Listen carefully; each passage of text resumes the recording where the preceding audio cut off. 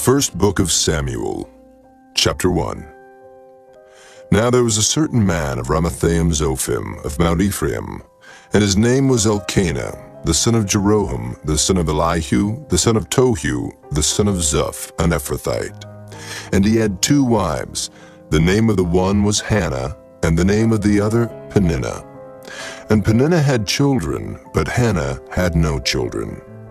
And this man went up out of his city yearly to worship and to sacrifice unto the Lord of hosts in Shiloh. And the 2 sons of Eli, Hophni and Phinehas, the priests of the Lord, were there. And when the time was that Elkanah offered, he gave to Peninnah his wife, and to all her sons and her daughters portions. But unto Hannah he gave a worthy portion, for he loved Hannah. But the Lord had shut up her womb. And her adversary also provoked her sore, for to make her fret, because the Lord had shut up her womb. And as he did so year by year, when she went up to the house of the Lord, so she provoked her. Therefore she wept and did not eat. Then said Elkanah her husband to her, Hannah, why weepest thou? And why eatest thou not? And why is thy heart grieved? Am not I better to thee than 10 sons? So Hannah rose up after they had eaten in Shiloh, and after they had drunk. Now Eli the priest sat upon a seat by a post of the temple of the Lord. And she was in bitterness of soul, and prayed unto the Lord, and wept sore. And she vowed a vow, and said, O Lord of hosts, if thou wilt indeed look on the affliction of thine handmaid, and remember me, and not forget thine handmaid, but will give unto thine handmaid a man-child, then I will give him unto the Lord all the days of his life, and there shall no razor come upon his head. And it came to pass, as she continued praying before the Lord, that Eli marked her mouth. Now Hannah, she spake in her heart, only her lips moved, but her voice was not heard. Therefore Eli thought she had been drunken. And Eli said unto her, How long wilt thou be drunken? Put away thy wine from thee. And Hannah answered and said, No, my Lord, I am a woman of a sorrowful spirit. I have drunk neither wine nor strong drink, but have poured out my soul before the Lord. Count not thine handmaid for a daughter of Belial, for out of the abundance of my complaint and grief have I spoken hitherto. Then Eli answered and said, Go in peace, and the God of Israel grant thee thy petition that thou hast asked of him. And she said, Let thine handmaid find grace in thy sight. So the woman went her way and did eat, and her countenance was no more sad. And they rose up in the morning early, and worshipped before the Lord, and returned, and came to their house to Ramah. And Elkanah knew Hannah his wife, and the Lord remembered her. Wherefore it came to pass, when the time was come about after Hannah had conceived, that she bare a son, and called his name Samuel, saying, Because I have asked him of the Lord. And the man Elkanah and all his house went up to offer unto the Lord the yearly sacrifice and his vow. But Hannah went not up, for she said unto her husband, I will not go up until the child be weaned, and then I will bring him, that he may appear before the Lord, and there abide forever. And Elkanah her husband said unto her, Do what seemeth thee good. Tarry until thou have weaned him. Only the Lord establish his word. So the woman abode, and gave her son suck until she weaned him. And when she had weaned him, she took him up with her, with 3 bullocks, and 1 ephah of flour, and a bottle of wine, and brought him unto the house of the Lord in Shiloh, and the child was young. And they slew a bullock, and brought the child to Eli, and she said, O my Lord, as thy soul liveth, my Lord, I am the woman that stood by thee here, praying unto the Lord. For this child I prayed, and the Lord hath given me my petition which I asked of him. Therefore also I have lent him to the Lord. As long as he liveth, he shall be lent to the Lord. And he worshipped the Lord there. Chapter 2. And Hannah prayed and said, My heart rejoiceth in the Lord. Mine horn is exalted in the Lord. My mouth is enlarged over mine enemies, because I rejoice in thy salvation. There is none holy as the Lord, for there is none beside thee, neither is there any rock like our God. Talk no more so exceeding proudly. Let not arrogancy come out of your mouth, for the Lord is a God of knowledge, and by him actions are weighed. The bows of the mighty men are broken, and they that stumbled are girded with strength. They that were full have hired out themselves for bread, and they that were hungry ceased, so that the barren hath borne 7, and she that hath many children is waxed feeble. The Lord killeth and maketh alive. He bringeth down to the grave and bringeth up. The Lord maketh poor and maketh rich. He bringeth low and lifteth up. He raiseth up the poor out of the dust, and lifteth up the beggar from the dunghill, to set them among princes, and to make them inherit the throne of glory. For the pillars of the earth are the Lord's, and he hath set the world upon them. He will keep the feet of his saints, and the wicked shall be silent in darkness, for by strength shall no man prevail. The adversaries of the Lord shall be broken to pieces. Out of heaven shall he thunder upon them. The Lord shall judge the ends of the earth, and he shall give strength unto his king, and exalt the horn of his anointed. And Elkanah went to Ramah to his house, and the child did minister unto the Lord before Eli the priest. Now the sons of Eli were sons of Belial. They knew not the Lord. And the priest's custom with the people was that when any man offered sacrifice, the priest's servant came, while the flesh was in seething, with a flesh hook of 3 teeth in his hand. And he struck it into the pan, or kettle, or cauldron, or pot. All that the flesh hook brought up, the priest took for himself. So they did in Shiloh unto all the Israelites that came thither. Also before they burnt the fat, the priest's servant came and said to the man that sacrificed, Give flesh to roast for the priest, for he will not have sodden flesh of thee, but raw. And if any man said unto him, Let them not fail to burn the fat presently, and then take as much as thy soul desireth. then he would answer him, Nay, but thou shalt give it me now, and if not, I will take it by force. Wherefore the sin of the young men was very great before the Lord, for men abhor the offering of the Lord.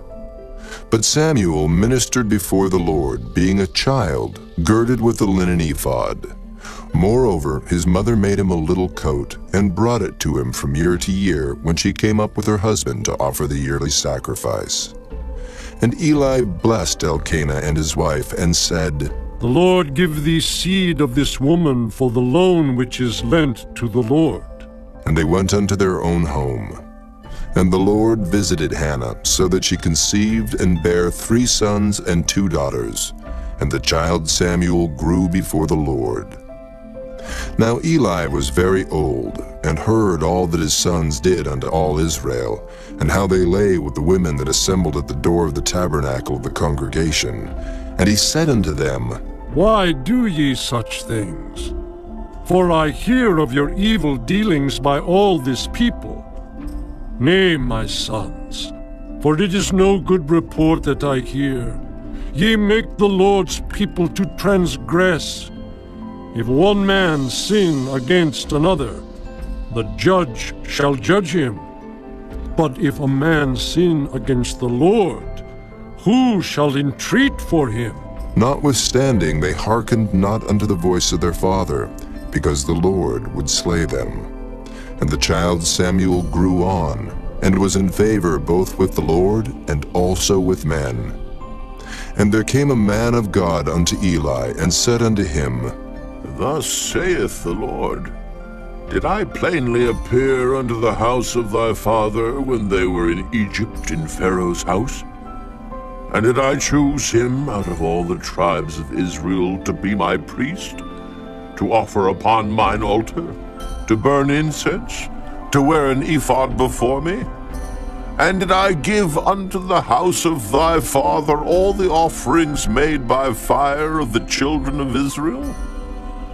Wherefore kick ye at my sacrifice and at mine offering, which I have commanded in my habitation, and honorest thy sons above me, to make yourselves fat with the chiefest of all the offerings of Israel my people? Wherefore the Lord God of Israel saith, I said indeed that thy house and the house of thy father should walk before me forever. But now the Lord saith, Be it far from me, for them that honor me I will honor, and they that despise me shall be lightly esteemed. Behold, the days come that I will cut off thine arm, and the arm of thy father's house, that there shall not be an old man in thine house. And thou shalt see an enemy in my habitation, in all the wealth which God shall give Israel, and there shall not be an old man in thine house forever. And the man of thine, whom I shall not cut off from mine altar, shall be to consume thine eyes, and to grieve thine heart, and all the increase of thine house shall die in the flower of their age. And this shall be a sign unto thee, that shall come upon thy two sons, on Hophni and Phinehas. In one day they shall die, both of them. And I will raise me up a faithful priest, that shall do according to that which is in mine heart and in my mind. And I will build him a sure house, and he shall walk before mine anointed forever.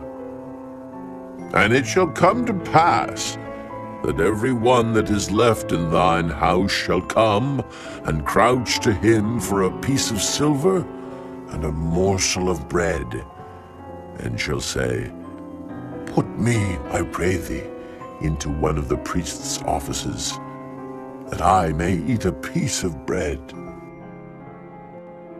Chapter 3. And the child Samuel ministered unto the Lord before Eli, and the word of the Lord was precious in those days. There was no open vision. And it came to pass at that time, when Eli was laid down in his place, and his eyes began to wax dim, that he could not see.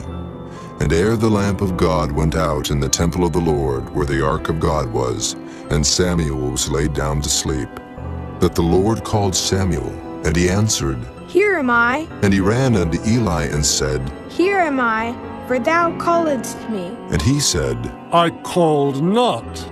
Lie down again. And he went and lay down. And the Lord called yet again, Samuel.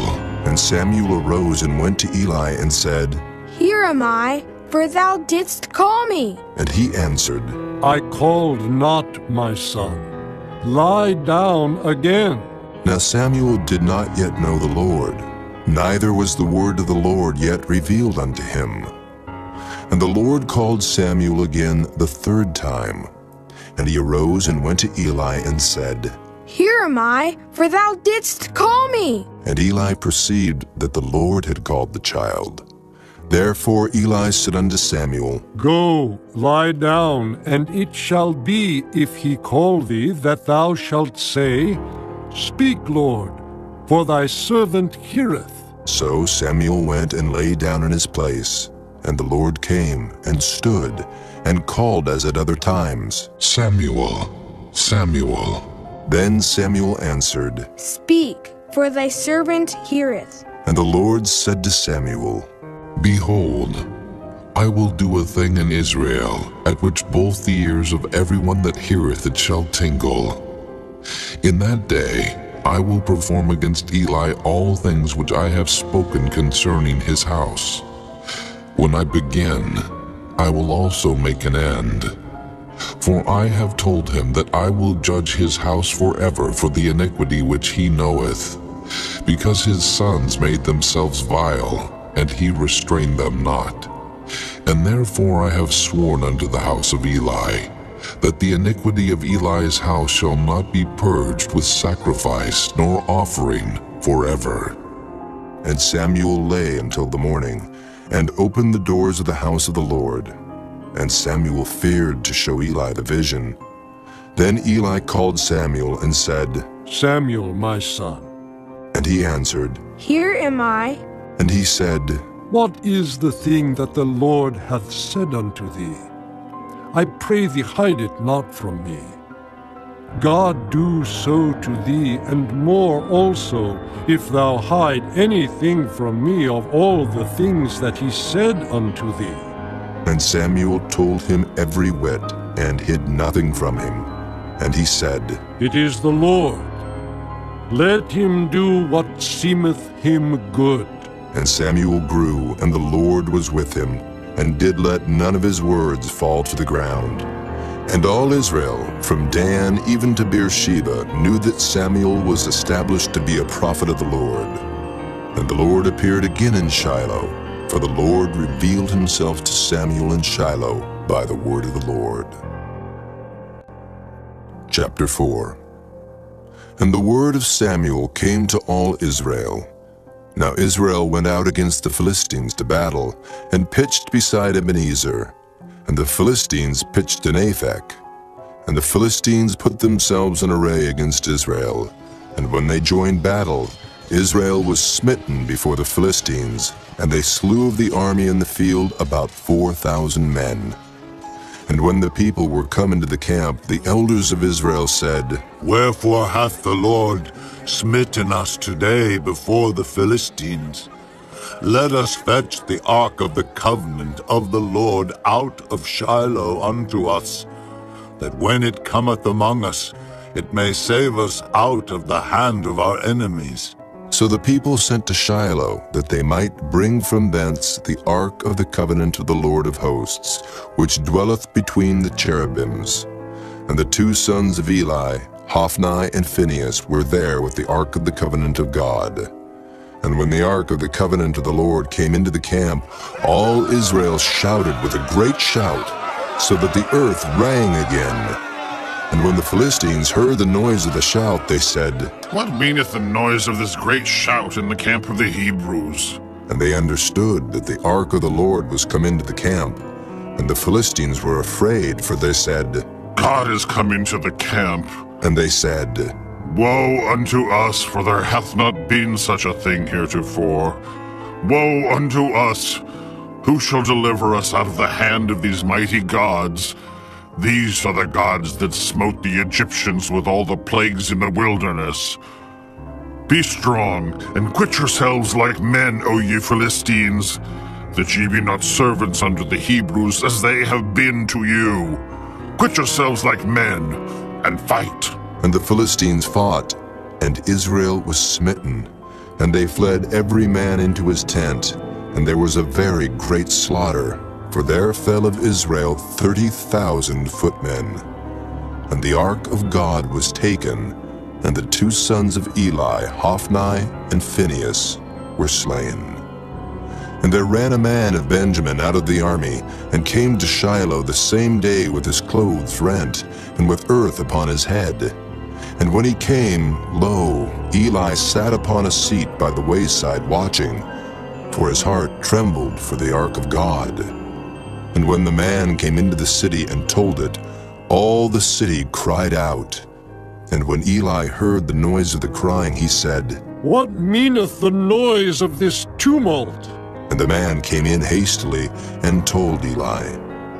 Now Eli was 98 years old, and his eyes were dim that he could not see.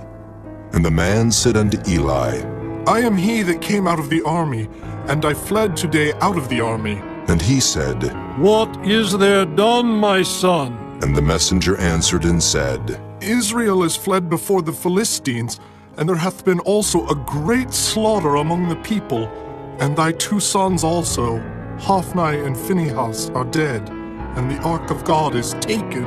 And it came to pass, when he made mention of the ark of God, that he fell from off the seat backward by the side of the gate, and his neck brake, and he died.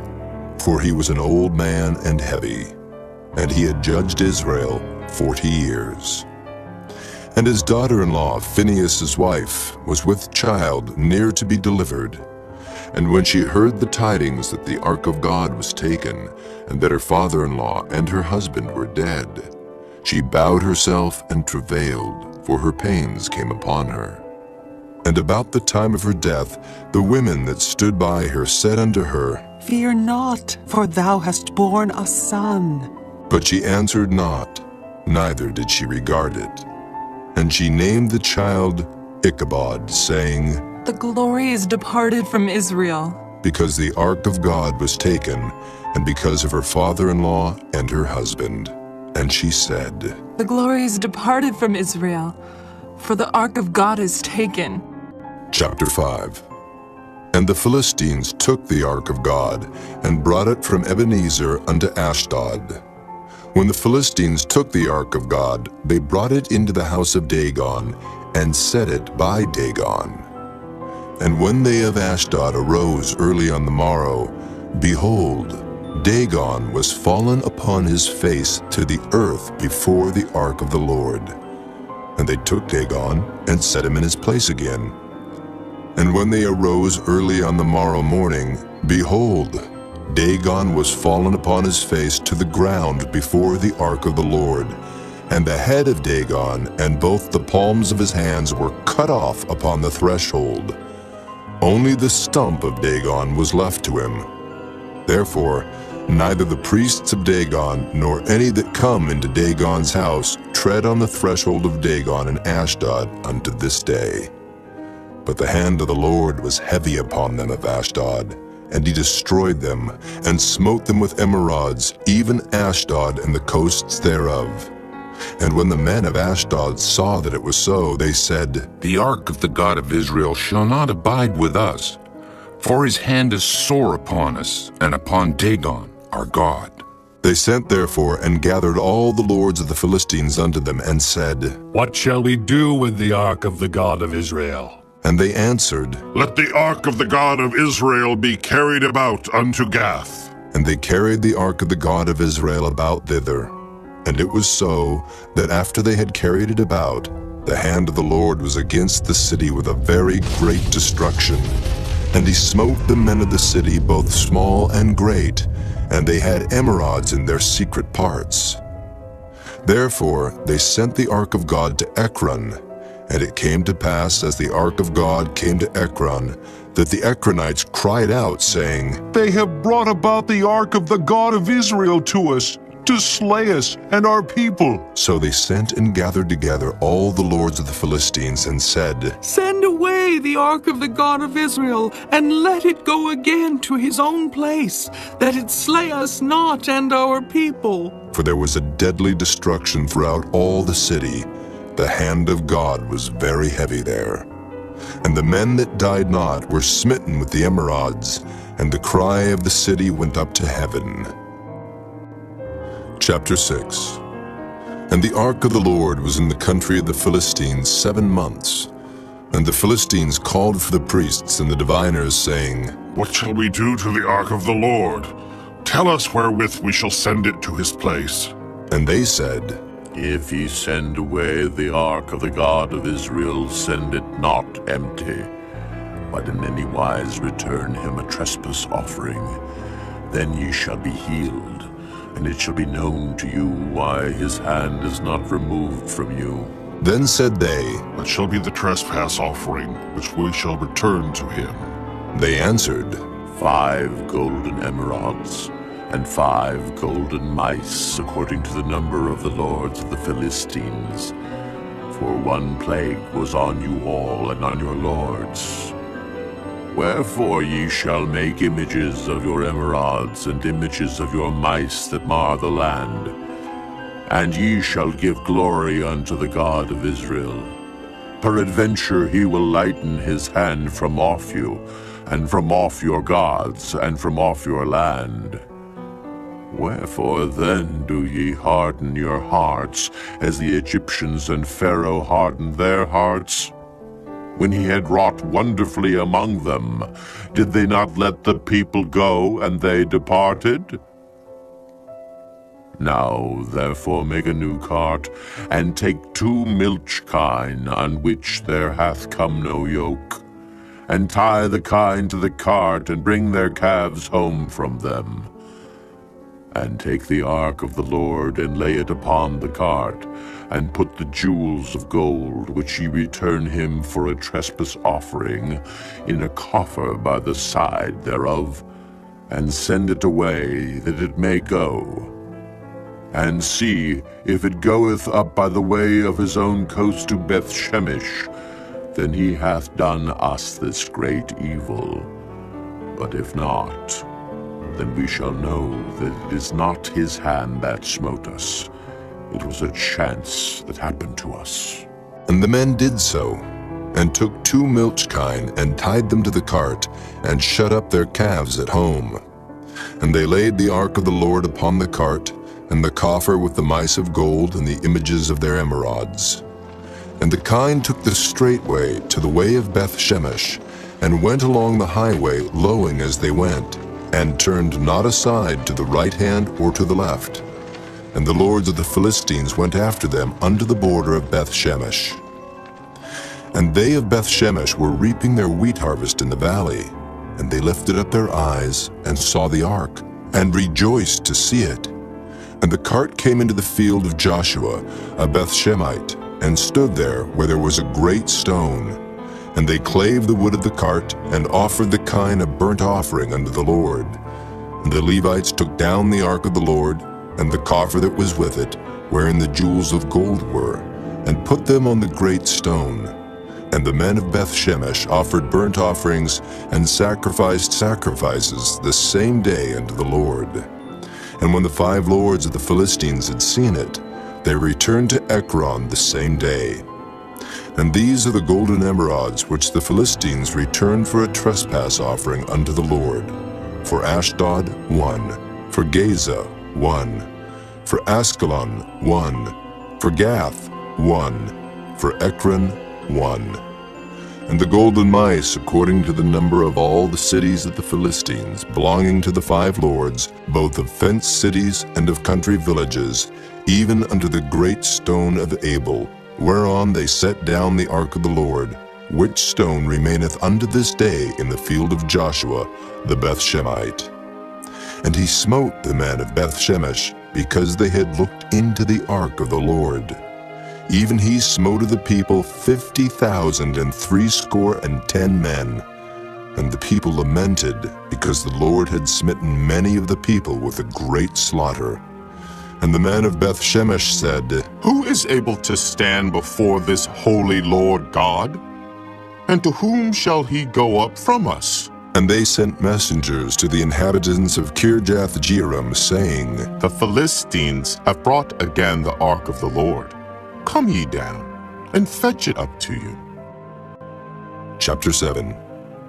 And the men of Kirjath-Jearim came and fetched up the ark of the Lord, and brought it into the house of Abinadab in the hill, and sanctified Eleazar his son to keep the ark of the Lord.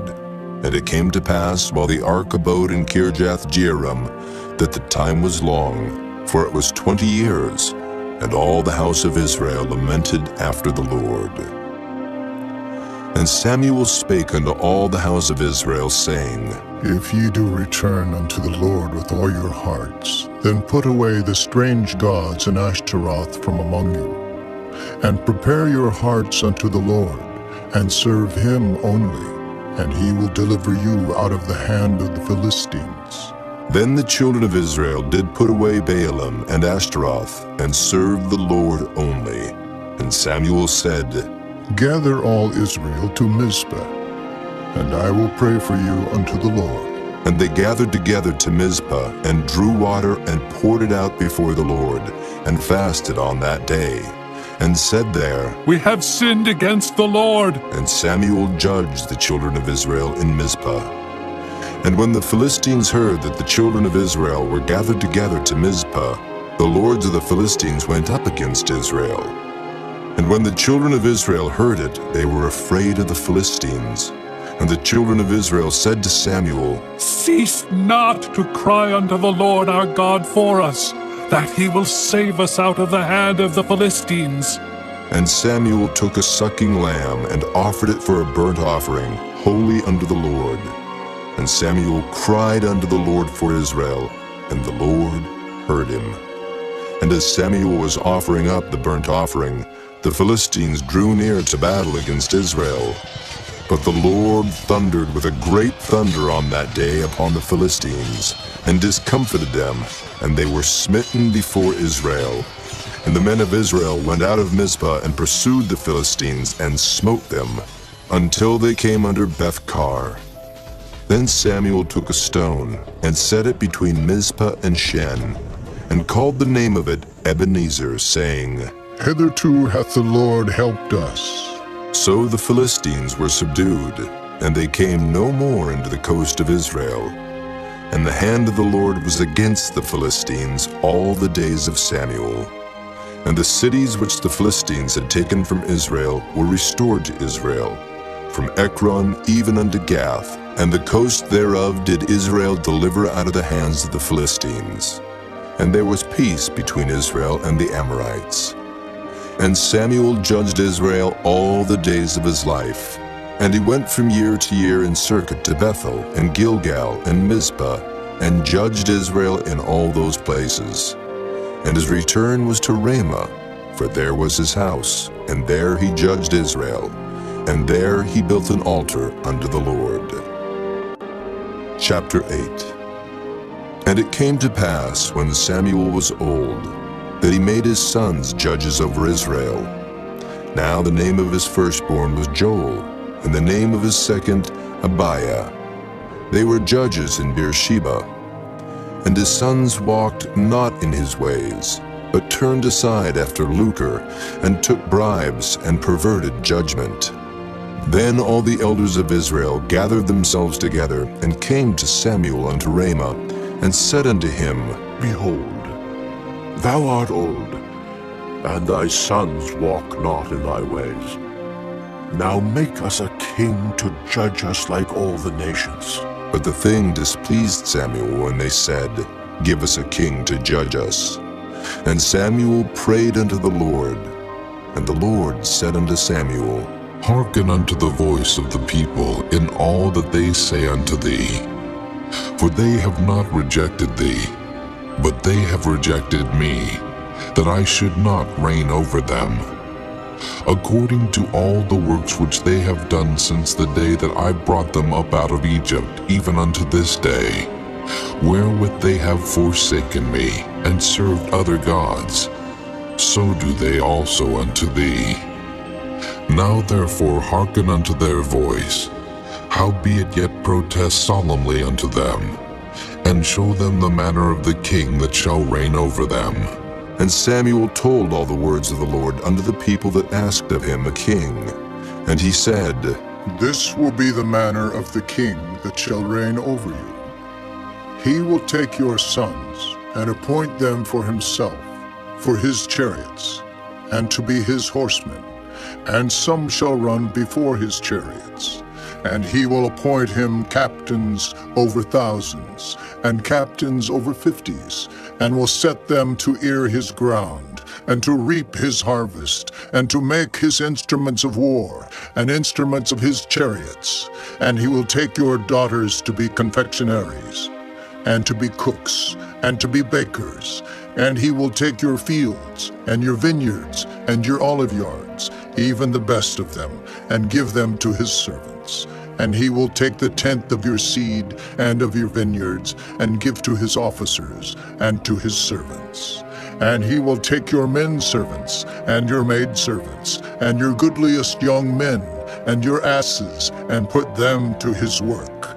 He will take the tenth of your sheep, and ye shall be his servants. And ye shall cry out in that day because of your king, which ye shall have chosen you, and the Lord will not hear you in that day.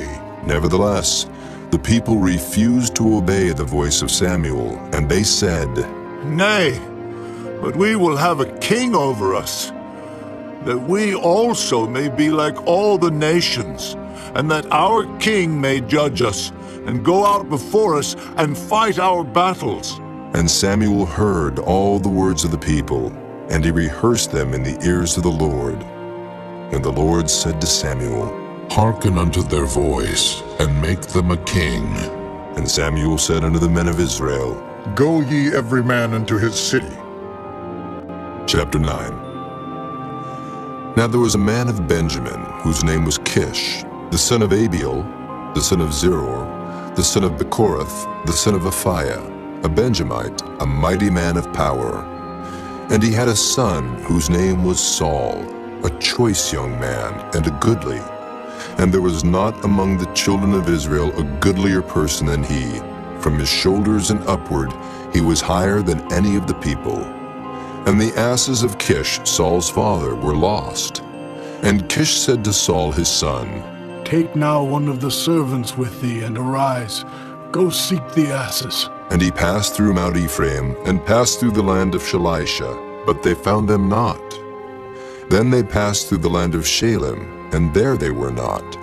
And he passed through the land of the Benjamites, but they found them not. And when they were come to the land of Zuph, Saul said to his servant that was with him, Come and let us return, lest my father leave caring for the asses, and take thought for us. And he said unto him, Behold now, there is in this city a man of God, and he is an honorable man. All that he saith cometh surely to pass. Now let us go thither, peradventure he can show us our way that we should go. Then said Saul to his servant, But behold, if we go, what shall we bring the man? For the bread is spent in our vessels, and there is not a present to bring to the man of God. What have we? And the servant answered Saul again, and said, Behold, I have here at hand the 4th part of a shekel of silver. That will I give to the man of God, to tell us our way.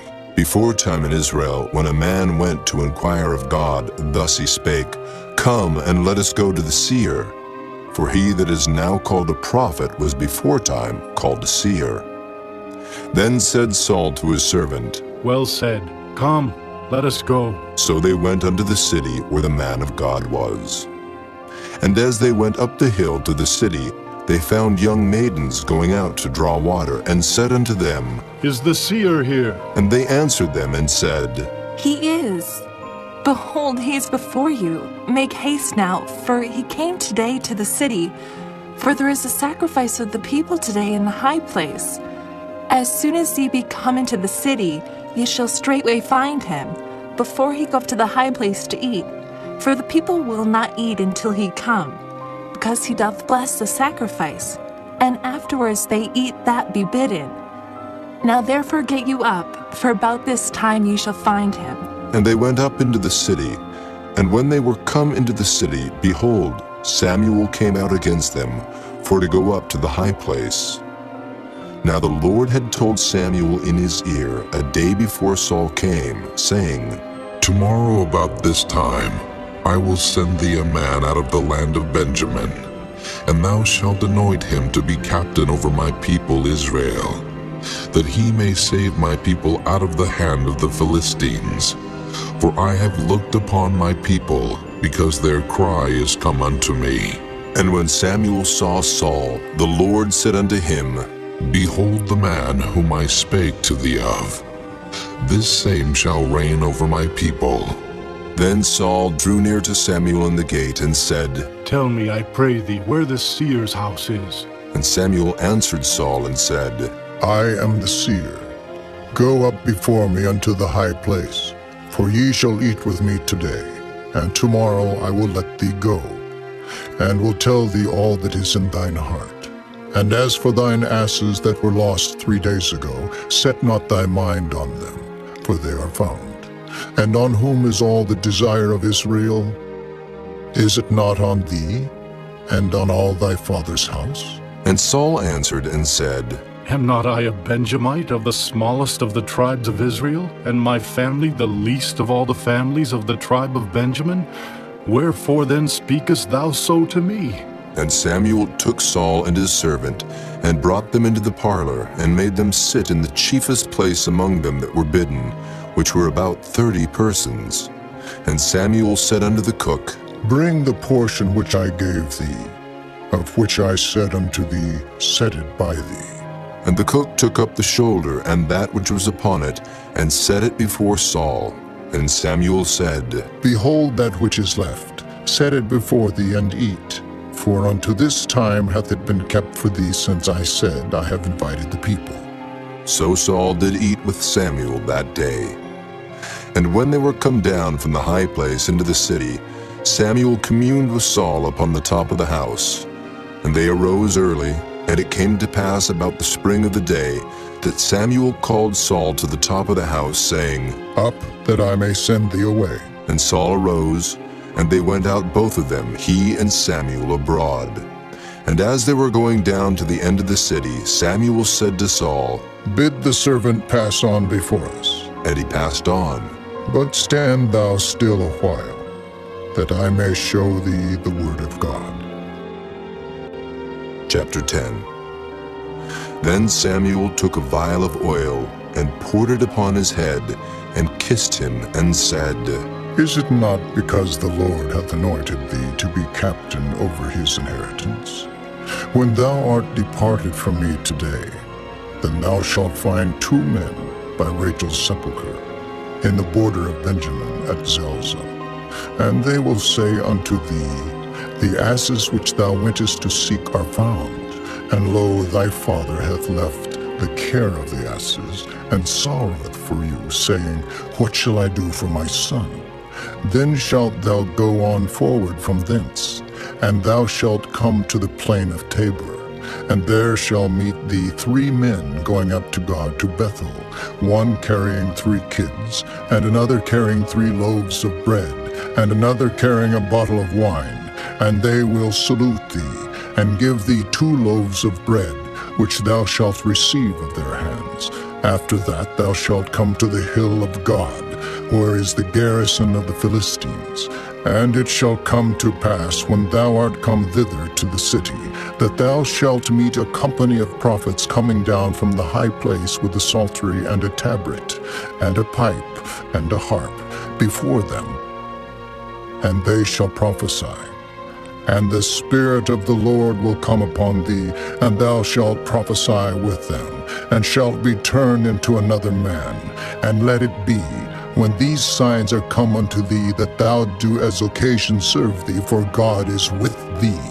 And thou shalt go down before me to Gilgal, and behold, I will come down unto thee, to offer burnt offerings, and to sacrifice sacrifices of peace offerings. 7 days shalt thou tarry till I come to thee, and show thee what thou shalt do. And it was so, that when he had turned his back to go from Samuel, God gave him another heart. And all those signs came to pass that day. And when they came thither to the hill, behold, a company of prophets met him, and the Spirit of God came upon him, and he prophesied among them. And it came to pass, when all that knew him beforetime saw that, behold, he prophesied among the prophets. Then the people said one to another, What is this that is come unto the son of Kish? Is Saul also among the prophets? And one of the same place answered and said, But who is their father? Therefore it became a proverb, Is Saul also among the prophets? And when he had made an end of prophesying, he came to the high place. And Saul's uncle said unto him and to his servant, Whither went ye? And he said, To seek the asses, and when we saw that they were nowhere, we came to Samuel. And Saul's uncle said, Tell me, I pray thee, what Samuel said unto you. And Saul said unto his uncle, He told us plainly that the asses were found. But of the matter of the kingdom whereof Samuel spake, he told him not. And Samuel called the people together unto the Lord to Mizpah, and said unto the children of Israel, Thus saith the Lord God of Israel, I brought up Israel out of Egypt, and delivered you out of the hand of the Egyptians, and out of the hand of all kingdoms, and of them that oppressed you. And ye have this day rejected your God, who himself saved you out of all your adversities and your tribulations. And ye have said unto him, Nay, but set a king over us. Now, therefore, present yourselves before the Lord by your tribes and by your thousands. And when Samuel had caused all the tribes of Israel to come near, the tribe of Benjamin was taken. When he had caused the tribe of Benjamin to come near by their families, the family of Matri was taken, and Saul the son of Kish was taken. And when they sought him, he could not be found. Therefore they inquired of the Lord further if the man should yet come thither. And the Lord answered, Behold, he hath hid himself among the stuff. And they ran and fetched him thence. And when he stood among the people, he was higher than any of the people from his shoulders and upward. And Samuel said to all the people, See ye him whom the Lord hath chosen, that there is none like him among all the people? And all the people shouted and said, God save the king! Then Samuel told the people the manner of the kingdom, and wrote it in a book, and laid it up before the Lord. And Samuel sent all the people away, every man to his house. And Saul also went home to Gibeah, and there went with him a band of men whose hearts God had touched.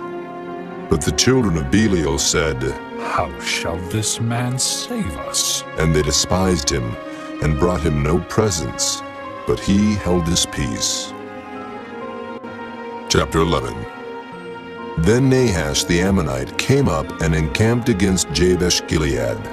And all the men of Jabesh said unto Nahash, Make a covenant with us, and we will serve thee. And Nahash the Ammonite answered them, On this condition will I make a covenant with you, that I may thrust out all your right eyes, and lay it for a reproach upon all Israel. And the elders of Jabesh said unto him, Give us 7 days' respite, that we may send messengers unto all the coasts of Israel. And then if there be no man to save us, we will come out to thee. Then came the messengers to Gibeah of Saul, and told the tidings in the ears of the people. And all the people lifted up their voices and wept. And behold, Saul came after the herd out of the field. And Saul said, What aileth the people that they weep? And they told him the tidings of the men of Jabesh. And the Spirit of God came upon Saul when he heard those tidings, and his anger was kindled greatly. And he took a yoke of oxen and hewed them in pieces, and sent them throughout all the coasts of Israel by the hands of messengers, saying, Whosoever cometh not forth after Saul and after Samuel, so shall it be done unto his oxen. And the fear of the Lord fell on the people, and they came out with one consent. And when he numbered them in Bezek, the children of Israel were 300,000, and the men of Judah 30,000. And they said unto the messengers that came, Thus shall ye say unto the men of Jabesh-Gilead, Tomorrow, by that time the sun be hot, ye shall have help.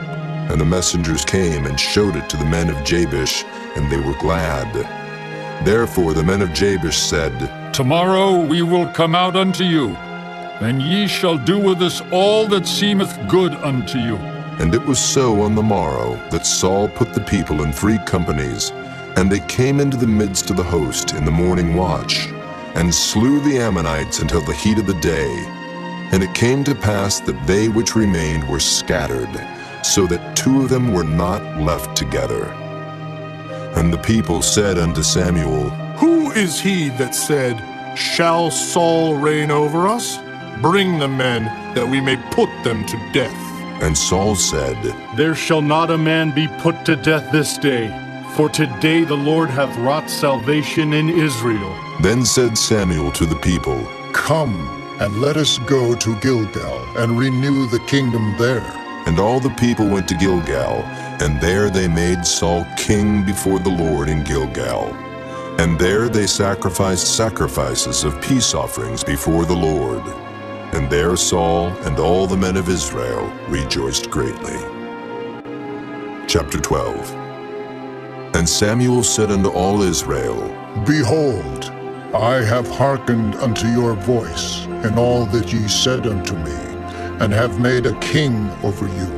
And now, behold, the king walketh before you, and I am old and gray-headed, and behold, my sons are with you, and I have walked before you from my childhood unto this day. Behold, here I am, witness against me before the Lord, and before his anointed. Whose ox have I taken? Or whose ass have I taken?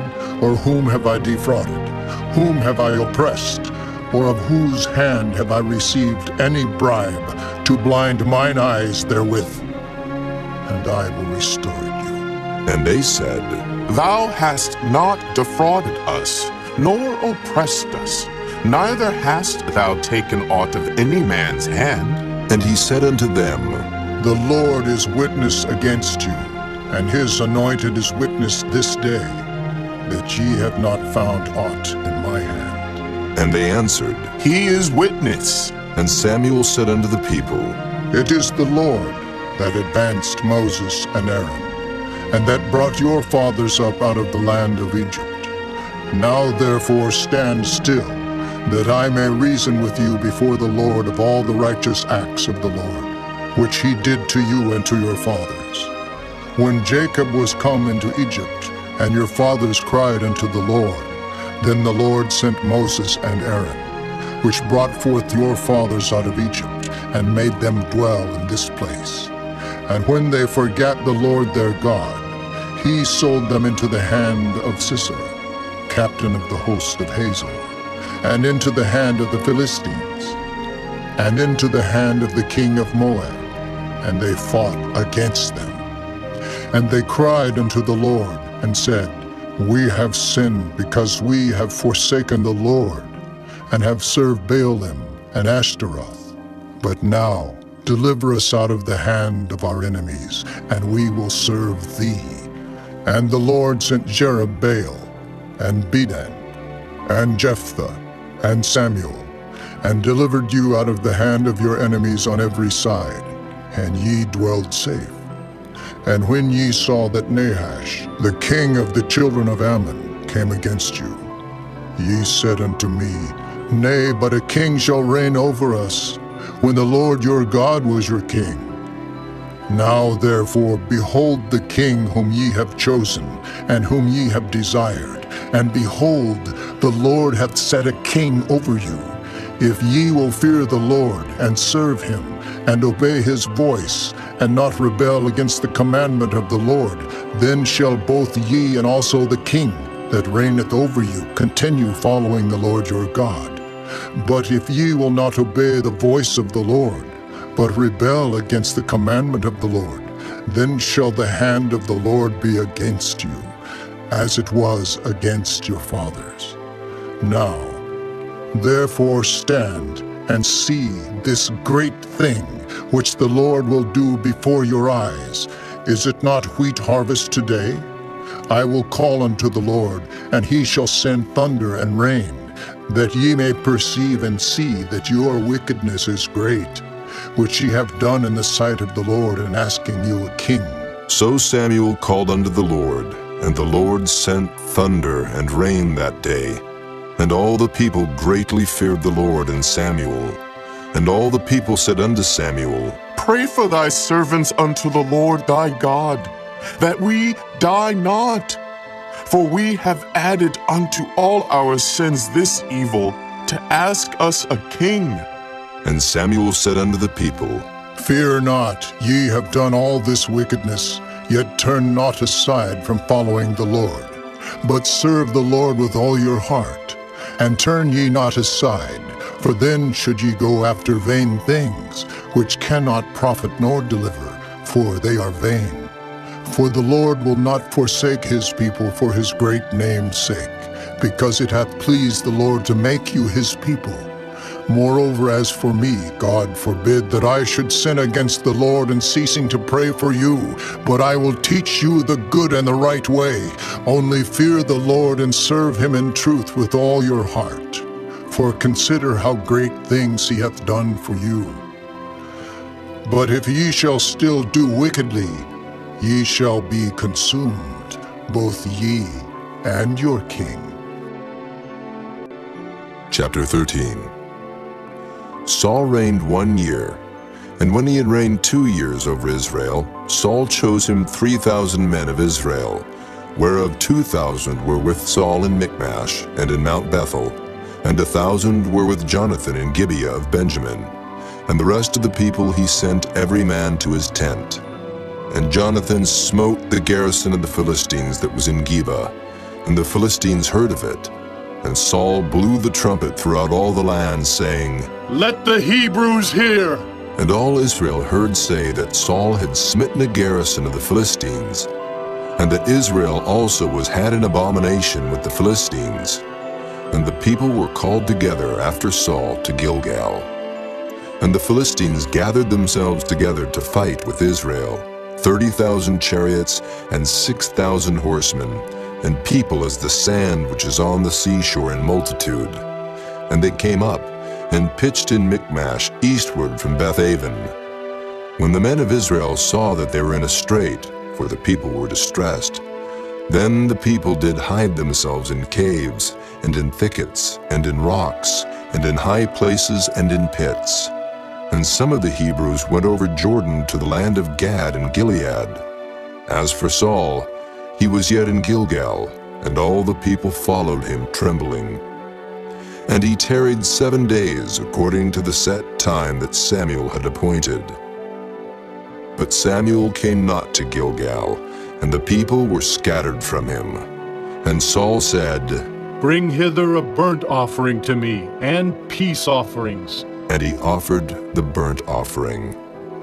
And it came to pass that as soon as he had made an end of offering the burnt offering, behold, Samuel came. And Saul went out to meet him that he might salute him. And Samuel said, What hast thou done? And Saul said, Because I saw that the people were scattered from me, and that thou camest not within the days appointed, and that the Philistines gathered themselves together at Michmash. Therefore said I, The Philistines will come down now upon me to Gilgal, and I have not made supplication unto the Lord. I forced myself therefore, and offered a burnt offering. And Samuel said to Saul, Thou hast done foolishly. Thou hast not kept the commandments of the Lord thy God, which he commanded thee. For now would the Lord have established thy kingdom upon Israel forever. But now thy kingdom shall not continue. The Lord hath sought him a man after his own heart, and the Lord hath commanded him to be captain over his people, because thou hast not kept that which the Lord commanded thee. And Samuel arose, and gat him up from Gilgal unto Gibeah of Benjamin. And Saul numbered the people that were present with him, about 600 men. And Saul and Jonathan his son, and the people that were present with them, abode in Gibeah of Benjamin, but the Philistines encamped in Michmash. And the spoilers came out of the camp of the Philistines in 3 companies. 1 company turned unto the way that leadeth to Ophrah, unto the land of Shual. And another company turned the way to Bethhoron. And another company turned to the way of the border that looketh to the valley of Zeboam, toward the wilderness. Now there was no smith found throughout all the land of Israel, for the Philistines said, Lest the Hebrews make them swords or spears. But all the Israelites went down to the Philistines to sharpen every man his share, and his coulter, and his axe, and his mattock. Yet they had a file for the mattocks, and for the coulters, and for the forks, and for the axes, and to sharpen the goads. So it came to pass in the day of battle, that there was neither sword nor spear found in the hand of any of the people that were with Saul and Jonathan. But with Saul and with Jonathan his son was there found. And the garrison of the Philistines went out to the passage of Michmash. Chapter 14. Now it came to pass upon a day that Jonathan the son of Saul said unto the young man that bare his armor, Come, and let us go over to the Philistines' garrison that is on the other side. But he told not his father. And Saul tarried in the uttermost part of Gibeah under a pomegranate tree which is in Migron. And the people that were with him were about 600 men. And Ahiah, the son of Ahitub, Ichabod's brother, the son of Phinehas, the son of Eli, the Lord's priest in Shiloh, wearing an ephod. And the people knew not that Jonathan was gone. And between the passages, by which Jonathan sought to go over unto the Philistines' garrison, there was a sharp rock on the one side, and a sharp rock on the other side. And the name of the one was Bozez, and the name of the other Seneh. The forefront of the one was situate northward over against Michmash, and the other southward over against Gibeah. And Jonathan said to the young man that bare his armor, Come, and let us go over unto the garrison of these uncircumcised.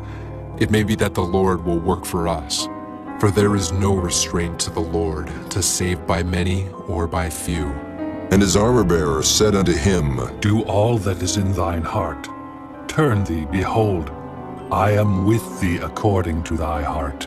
Then said Jonathan, Behold, we will pass over unto these men, and we will discover ourselves unto them. If they say thus unto us, Tarry until we come to you, then we will stand still in our place, and will not go up unto them. But if they say thus, Come up unto us, then we will go up, for the Lord hath delivered them into our hand, and this shall be a sign unto us. And both of them discovered themselves unto the garrison of the Philistines. And the Philistines said, Behold, the Hebrews come forth out of the holes where they had hid themselves. And the men of the garrison answered Jonathan and his armor-bearer, and said, Come up to us, and we will show you a thing. And Jonathan said unto his armor-bearer, Come up after me, for the Lord hath delivered them into the hand of Israel. And Jonathan climbed up upon his hands and upon his feet, and his armor-bearer after him. And they fell before Jonathan, and his armor-bearer slew after him. And that first slaughter which Jonathan and his armor-bearer made was about 20 men, within as it were an half acre of land, which a yoke of oxen might plow.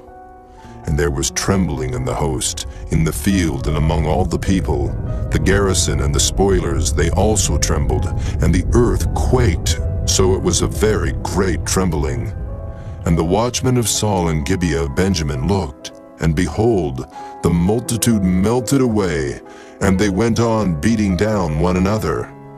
Then said Saul unto the people that were with him, Number now, and see who is gone from us. And when they had numbered, behold, Jonathan and his armor-bearer were not there. And Saul said unto Ahiah, Bring hither the ark of God. For the ark of God was at that time with the children of Israel. And it came to pass, while Saul talked unto the priest, that the noise that was in the host of the Philistines went on and increased. And Saul said unto the priest, Withdraw thine hand. And Saul and all the people that were with him assembled themselves, and they came to the battle, and behold, every man's sword was against his fellow, and there was a very great discomfiture. Moreover, the Hebrews that were with the Philistines before that time, which went up with them into the camp from the country round about, even they also turned to be with the Israelites that were with Saul and Jonathan. Likewise, all the men of Israel which had hid themselves in Mount Ephraim, when they heard that the Philistines fled, even they also followed hard after them in the battle. So the Lord saved Israel that day, and the battle passed over unto Bethaven.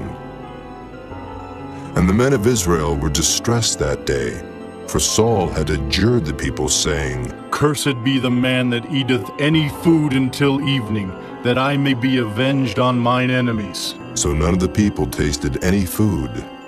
And all they of the land came to a wood, and there was honey upon the ground.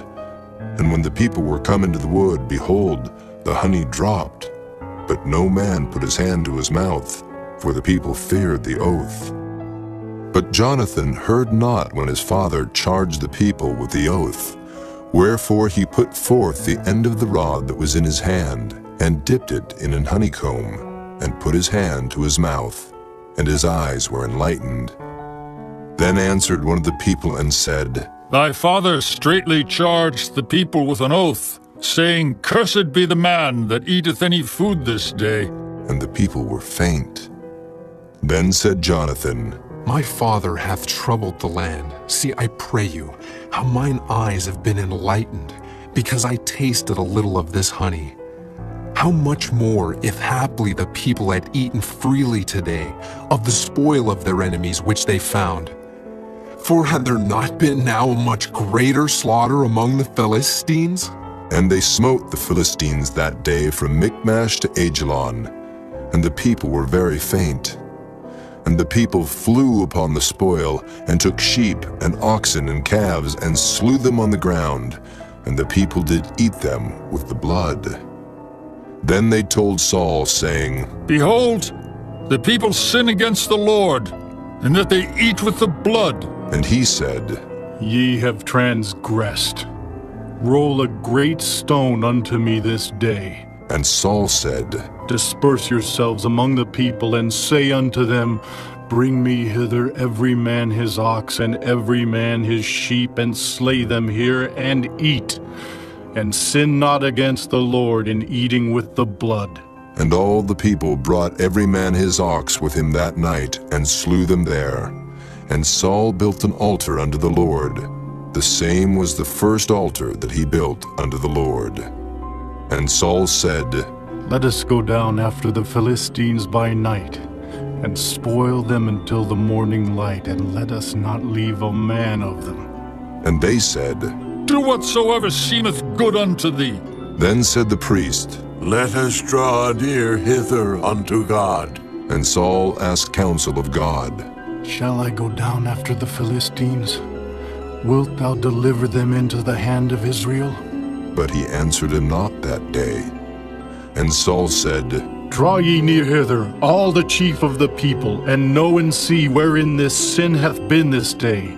For as the Lord liveth, which saveth Israel, though it be in Jonathan my son, he shall surely die. But there was not a man among all the people that answered him. Then said he unto all Israel, Be ye on one side, and I and Jonathan my son will be on the other side. And the people said unto Saul, Do what seemeth good unto thee. Therefore Saul said unto the Lord God of Israel, Give a perfect lot. And Saul and Jonathan were taken, but the people escaped. And Saul said, Cast lots between me and Jonathan my son. And Jonathan was taken. Then Saul said to Jonathan, Tell me what thou hast done. And Jonathan told him and said, I did but taste a little honey with the end of the rod that was in mine hand, and lo, I must die. And Saul answered, God do so and more also, for thou shalt surely die, Jonathan. And the people said unto Saul, Shall Jonathan die, who hath wrought this great salvation in Israel? God forbid. As the Lord liveth, there shall not one hair of his head fall to the ground, for he hath wrought with God this day. So the people rescued Jonathan, that he died not. Then Saul went up from following the Philistines, and the Philistines went to their own place. So Saul took the kingdom over Israel, and fought against all his enemies on every side, against Moab, and against the children of Ammon, and against Edom, and against the kings of Zobah, and against the Philistines. And whithersoever he turned himself, he vexed them. And he gathered an host, and smote the Amalekites, and delivered Israel out of the hands of them that spoiled them. Now the sons of Saul were Jonathan, and Ishuai, and Melchishua, and the names of his 2 daughters were these, the name of the firstborn Merab, and the name of the younger Michal. And the name of Saul's wife was Ahinoam, the daughter of Ahimaaz. And the name of the captain of his host was Abner, the son of Ner, Saul's uncle. And Kish was the father of Saul, and Ner, the father of Abner, was the son of Abiel. And there was sore war against the Philistines all the days of Saul. And when Saul saw any strong man or any valiant man, he took him unto him. Chapter 15. Samuel also said unto Saul, The Lord sent me to anoint thee to be king over his people, over Israel. Now, therefore hearken thou unto the voice of the words of the Lord. Thus saith the Lord of hosts, I remember that which Amalek did to Israel, how he laid wait for him in the way, when he came up from Egypt. Now go and smite Amalek, and utterly destroy all that they have, and spare them not, but slay both man and woman, infant and suckling, ox and sheep, camel and ass. And Saul gathered the people together, and numbered them in Telaim, 200,000 footmen, and 10,000 men of Judah. And Saul came to a city of Amalek, and laid wait in the valley. And Saul said unto the Kenites, Go, depart, get you down from among the Amalekites, lest I destroy you with them.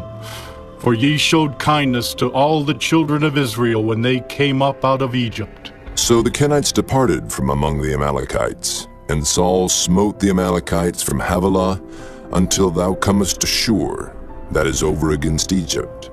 And he took Agag, the king of the Amalekites, alive, and utterly destroyed all the people with the edge of the sword. But Saul and the people spared Agag, and the best of the sheep, and of the oxen, and of the fatlings, and the lambs, and all that was good, and would not utterly destroy them, but everything that was vile and refuse, that they destroyed utterly. Then came the word of the Lord unto Samuel, saying, It repenteth me that I have set up Saul to be king, for he is turned back from following me, and hath not performed my commandments. And it grieved Samuel, and he cried unto the Lord all night. And when Samuel rose early to meet Saul in the morning, it was told Samuel, saying, Saul came to Carmel, and behold, he set him up a place, and is gone about and passed on, and gone down to Gilgal. And Samuel came to Saul, and Saul said unto him, Blessed be thou of the Lord, I have performed the commandment of the Lord. And Samuel said, What meaneth then this bleating of the sheep in mine ears, and the lowing of the oxen which I hear? And Saul said, They have brought them from the Amalekites, for the people spared the best of the sheep and of the oxen to sacrifice unto the Lord thy God, and the rest we have utterly destroyed. Then Samuel said unto Saul, Stay, and I will tell thee what the Lord hath said to me this night. And he said unto him, Say on. And Samuel said, When thou wast little in thine own sight, wast thou not made the head of the tribes of Israel? And the Lord anointed thee king over Israel? And the Lord sent thee on a journey, and said, Go and utterly destroy the sinners the Amalekites, and fight against them until they be consumed. Wherefore then didst thou not obey the voice of the Lord, but didst fly upon the spoil, and didst evil in the sight of the Lord? And Saul said unto Samuel, Yea, I have obeyed the voice of the Lord, and have gone the way which the Lord sent me, and have brought Agag the king of Amalek, and have utterly destroyed the Amalekites. But the people took of the spoil sheep and oxen, the chief of the things which should have been utterly destroyed, to sacrifice unto the Lord thy God in Gilgal. And Samuel said, Hath the Lord as great delight in burnt offerings and sacrifices as in obeying the voice of the Lord? Behold, to obey is better than sacrifice, and to hearken than the fat of rams. For rebellion is as the sin of witchcraft, and stubbornness is as iniquity and idolatry. Because thou hast rejected the word of the Lord, he hath also rejected thee from being king. And Saul said unto Samuel, I have sinned, for I have transgressed the commandment of the Lord and thy words, because I feared the people and obeyed their voice. Now therefore I pray thee pardon my sin, and turn again with me, that I may worship the Lord. And Samuel said unto Saul, I will not return with thee, for thou hast rejected the word of the Lord, and the Lord hath rejected thee from being king over Israel. And as Samuel turned about to go away, he laid hold upon the skirt of his mantle, and it rent. And Samuel said unto him, The Lord hath rent the kingdom of Israel from thee this day, and hath given it to a neighbor of thine that is better than thou. And also the strength of Israel will not lie nor repent, for he is not a man that he should repent. Then he said, I have sinned, yet honor me now, I pray thee, before the elders of my people, and before Israel, and turn again with me, that I may worship the Lord thy God. So Samuel turned again after Saul, and Saul worshipped the Lord. Then said Samuel, Bring ye hither to me Agag, the king of the Amalekites. And Agag came unto him delicately. And Agag said, Surely the bitterness of death is past. And Samuel said, As thy sword hath made women childless, so shall thy mother be childless among women. And Samuel hewed Agag in pieces before the Lord in Gilgal. Then Samuel went to Ramah, and Saul went up to his house to Gibeah of Saul. And Samuel came no more to see Saul until the day of his death. Nevertheless Samuel mourned for Saul, and the Lord repented that he had made Saul king over Israel. Chapter 16. And the Lord said unto Samuel, How long wilt thou mourn for Saul, seeing I have rejected him from reigning over Israel? Fill thine horn with oil, and go. I will send thee to Jesse, the Bethlehemite, for I have provided me a king among his sons. And Samuel said, How can I go? If Saul hear it, he will kill me. And the Lord said, Take an heifer with thee, and say, I am come to sacrifice to the Lord, and call Jesse to the sacrifice. And I will show thee what thou shalt do, and thou shalt anoint unto me him whom I name unto thee. And Samuel did that which the Lord spake, and came to Bethlehem. And the elders of the town trembled at his coming, and said, Comest thou peaceably? And he said, Peaceably. I am come to sacrifice unto the Lord. Sanctify yourselves, and come with me to the sacrifice. And he sanctified Jesse and his sons, and called them to the sacrifice. And it came to pass when they were come, that he looked on Eliab, and said, Surely the Lord's anointed is before him. But the Lord said unto Samuel, Look not on his countenance, or on the height of his stature, because I have refused him. For the Lord seeth not as man seeth. For man looketh on the outward appearance, but the Lord looketh on the heart. Then Jesse called Abinadab, and made him pass before Samuel. And he said, Neither hath the Lord chosen this. Then Jesse made Shammah to pass by. And he said, Neither hath the Lord chosen this. Again Jesse made 7 of his sons to pass before Samuel. And Samuel said unto Jesse, The Lord hath not chosen these. And Samuel said unto Jesse, Are here all thy children? And he said, There remaineth yet the youngest, and behold, he keepeth the sheep. And Samuel said unto Jesse, Send and fetch him, for we will not sit down till he come hither. And he sent and brought him in. Now he was ruddy, and withal of a beautiful countenance, and goodly to look to. And the Lord said, Arise, anoint him, for this is he. Then Samuel took the horn of oil, and anointed him in the midst of his brethren. And the Spirit of the Lord came upon David from that day forward. So Samuel rose up and went to Ramah. But the Spirit of the Lord departed from Saul, and an evil spirit from the Lord troubled him. And Saul's servants said unto him, Behold now, an evil spirit from God troubleth thee. Let our Lord now command thy servants, which are before thee, to seek out a man, who is a cunning player on an harp. And it shall come to pass, when the evil spirit from God is upon thee, that he shall play with his hand, and thou shalt be well.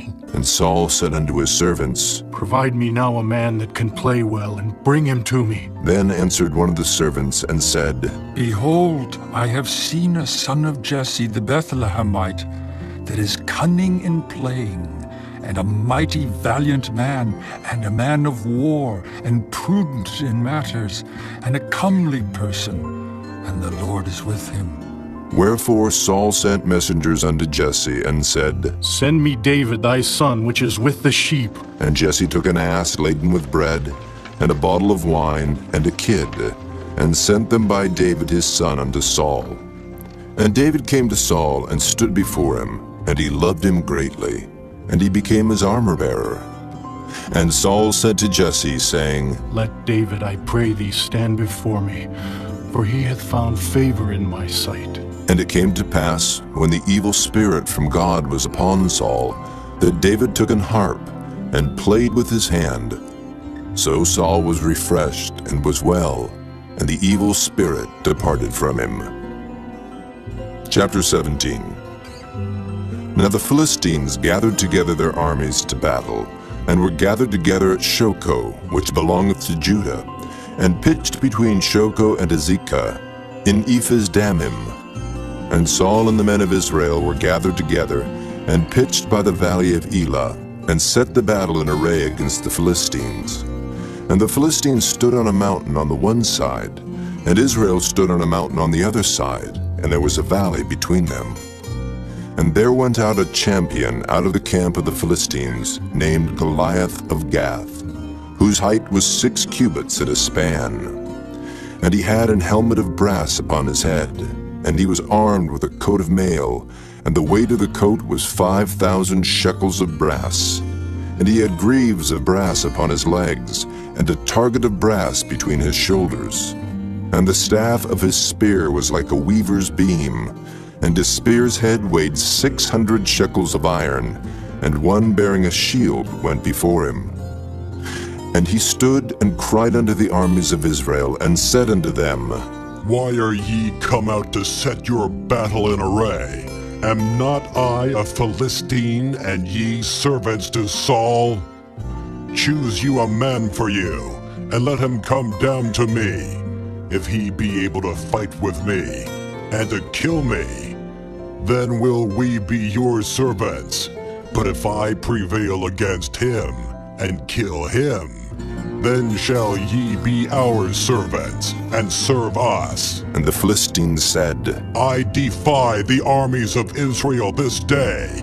Give me a man, that we may fight together. When Saul and all Israel heard those words of the Philistine, they were dismayed and greatly afraid. Now David was the son of that Ephrathite of Bethlehem, Judah, whose name was Jesse, and he had 8 sons. And the man went among men for an old man in the days of Saul. And the 3 eldest sons of Jesse went and followed Saul to the battle. And the names of his 3 sons that went to the battle were Eliab, the firstborn, and next unto him Abinadab, and the third Shammah. And David was the youngest, and the 3 eldest followed Saul. But David went and returned from Saul to feed his father's sheep at Bethlehem. And the Philistine drew near morning and evening, and presented himself 40 days. And Jesse said unto David his son, Take now for thy brethren an ephah of this parched corn, and these 10 loaves, and run to the camp to thy brethren. And carry these 10 cheeses unto the captain of their 1,000. And look how thy brethren fare, and take their pledge. Now Saul and they and all the men of Israel were in the valley of Elah, fighting with the Philistines. And David rose up early in the morning, and left the sheep with the keeper, and took and went as Jesse had commanded him. And he came to the trench as the host was going forth to the fight, and shouted for the battle. For Israel and the Philistines had put the battle in array, army against army. And David left his carriage in the hand of the keeper of the carriage, and ran into the army, and came and saluted his brethren. And as he talked with them, behold, there came up the champion, the Philistine of Gath, Goliath by name, out of the armies of the Philistines, and spake according to the same words. And David heard them. And all the men of Israel, when they saw the man, fled from him, and were sore afraid. And the men of Israel said, Have ye seen this man that is come up? Surely to defy Israel is he come up. And it shall be that the man who killeth him, the king will enrich him with great riches, and will give him his daughter, and make his father's house free in Israel.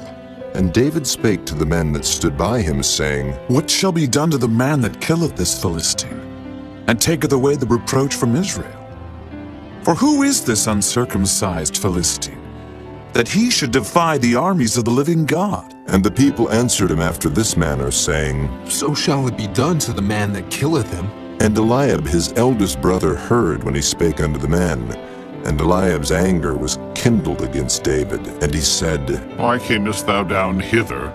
And with whom hast thou left those few sheep in the wilderness? I know thy pride, and the naughtiness of thine heart, for thou art come down that thou mightest see the battle. And David said, What have I now done? Is there not a cause? And he turned from him toward another, and spake after the same manner. And the people answered him again after the former manner. And when the words were heard which David spake, they rehearsed them before Saul, and he sent for him. And David said to Saul, Let no man's heart fail because of him.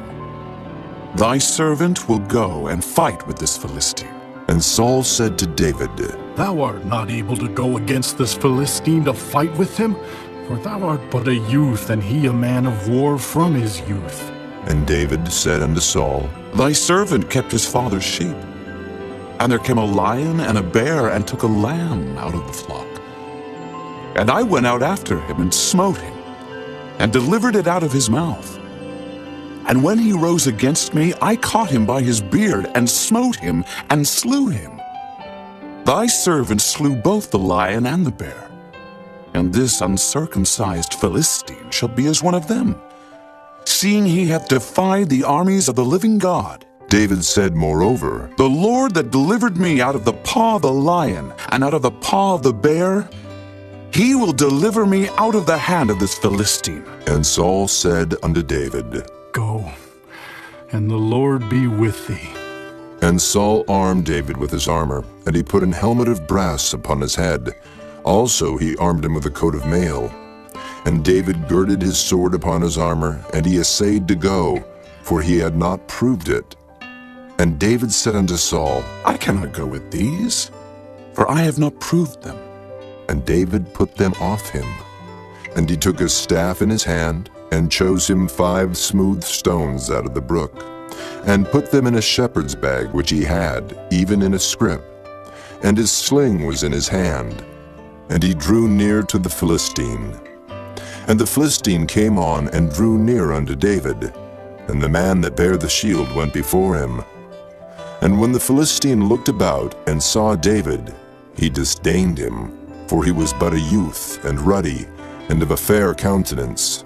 And the Philistine said unto David, Am I a dog that thou comest to me with staves? And the Philistine cursed David by his gods. And the Philistine said to David, Come to me, and I will give thy flesh unto the fowls of the air, and to the beasts of the field. Then said David to the Philistine, Thou comest to me with a sword, and with a spear, and with a shield. But I come to thee in the name of the Lord of hosts, the God of the armies of Israel, whom thou hast defied.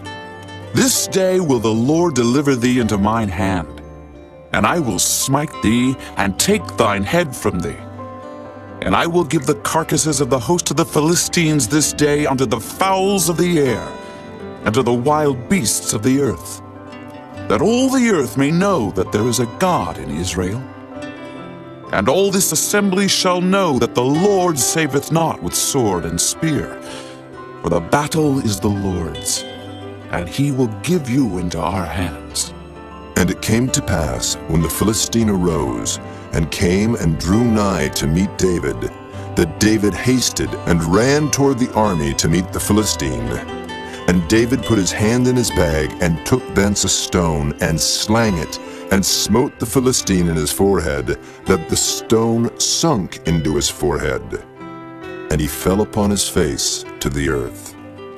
So David prevailed over the Philistine with a sling and with a stone, and smote the Philistine and slew him. But there was no sword in the hand of David.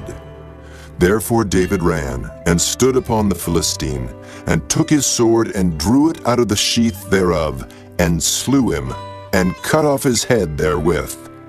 And when the Philistines saw their champion was dead, they fled. And the men of Israel and of Judah arose, and shouted, and pursued the Philistines, until thou come to the valley, and to the gates of Ekron. And the wounded of the Philistines fell down by the way to Shaaraim, even unto Gath, and unto Ekron. And the children of Israel returned from chasing after the Philistines, and they spoiled their tents. And David took the head of the Philistine, and brought it to Jerusalem, but he put his armor in his tent. And when Saul saw David go forth against the Philistine, he said unto Abner, the captain of the host, Abner, whose son is this youth? And Abner said, As thy soul liveth, O king, I cannot tell. And the king said, Inquire thou whose son the stripling is. And as David returned from the slaughter of the Philistine, Abner took him and brought him before Saul with the head of the Philistine in his hand. And Saul said to him, Whose son art thou, thou young man? And David answered, I am the son of thy servant, Jesse the Bethlehemite.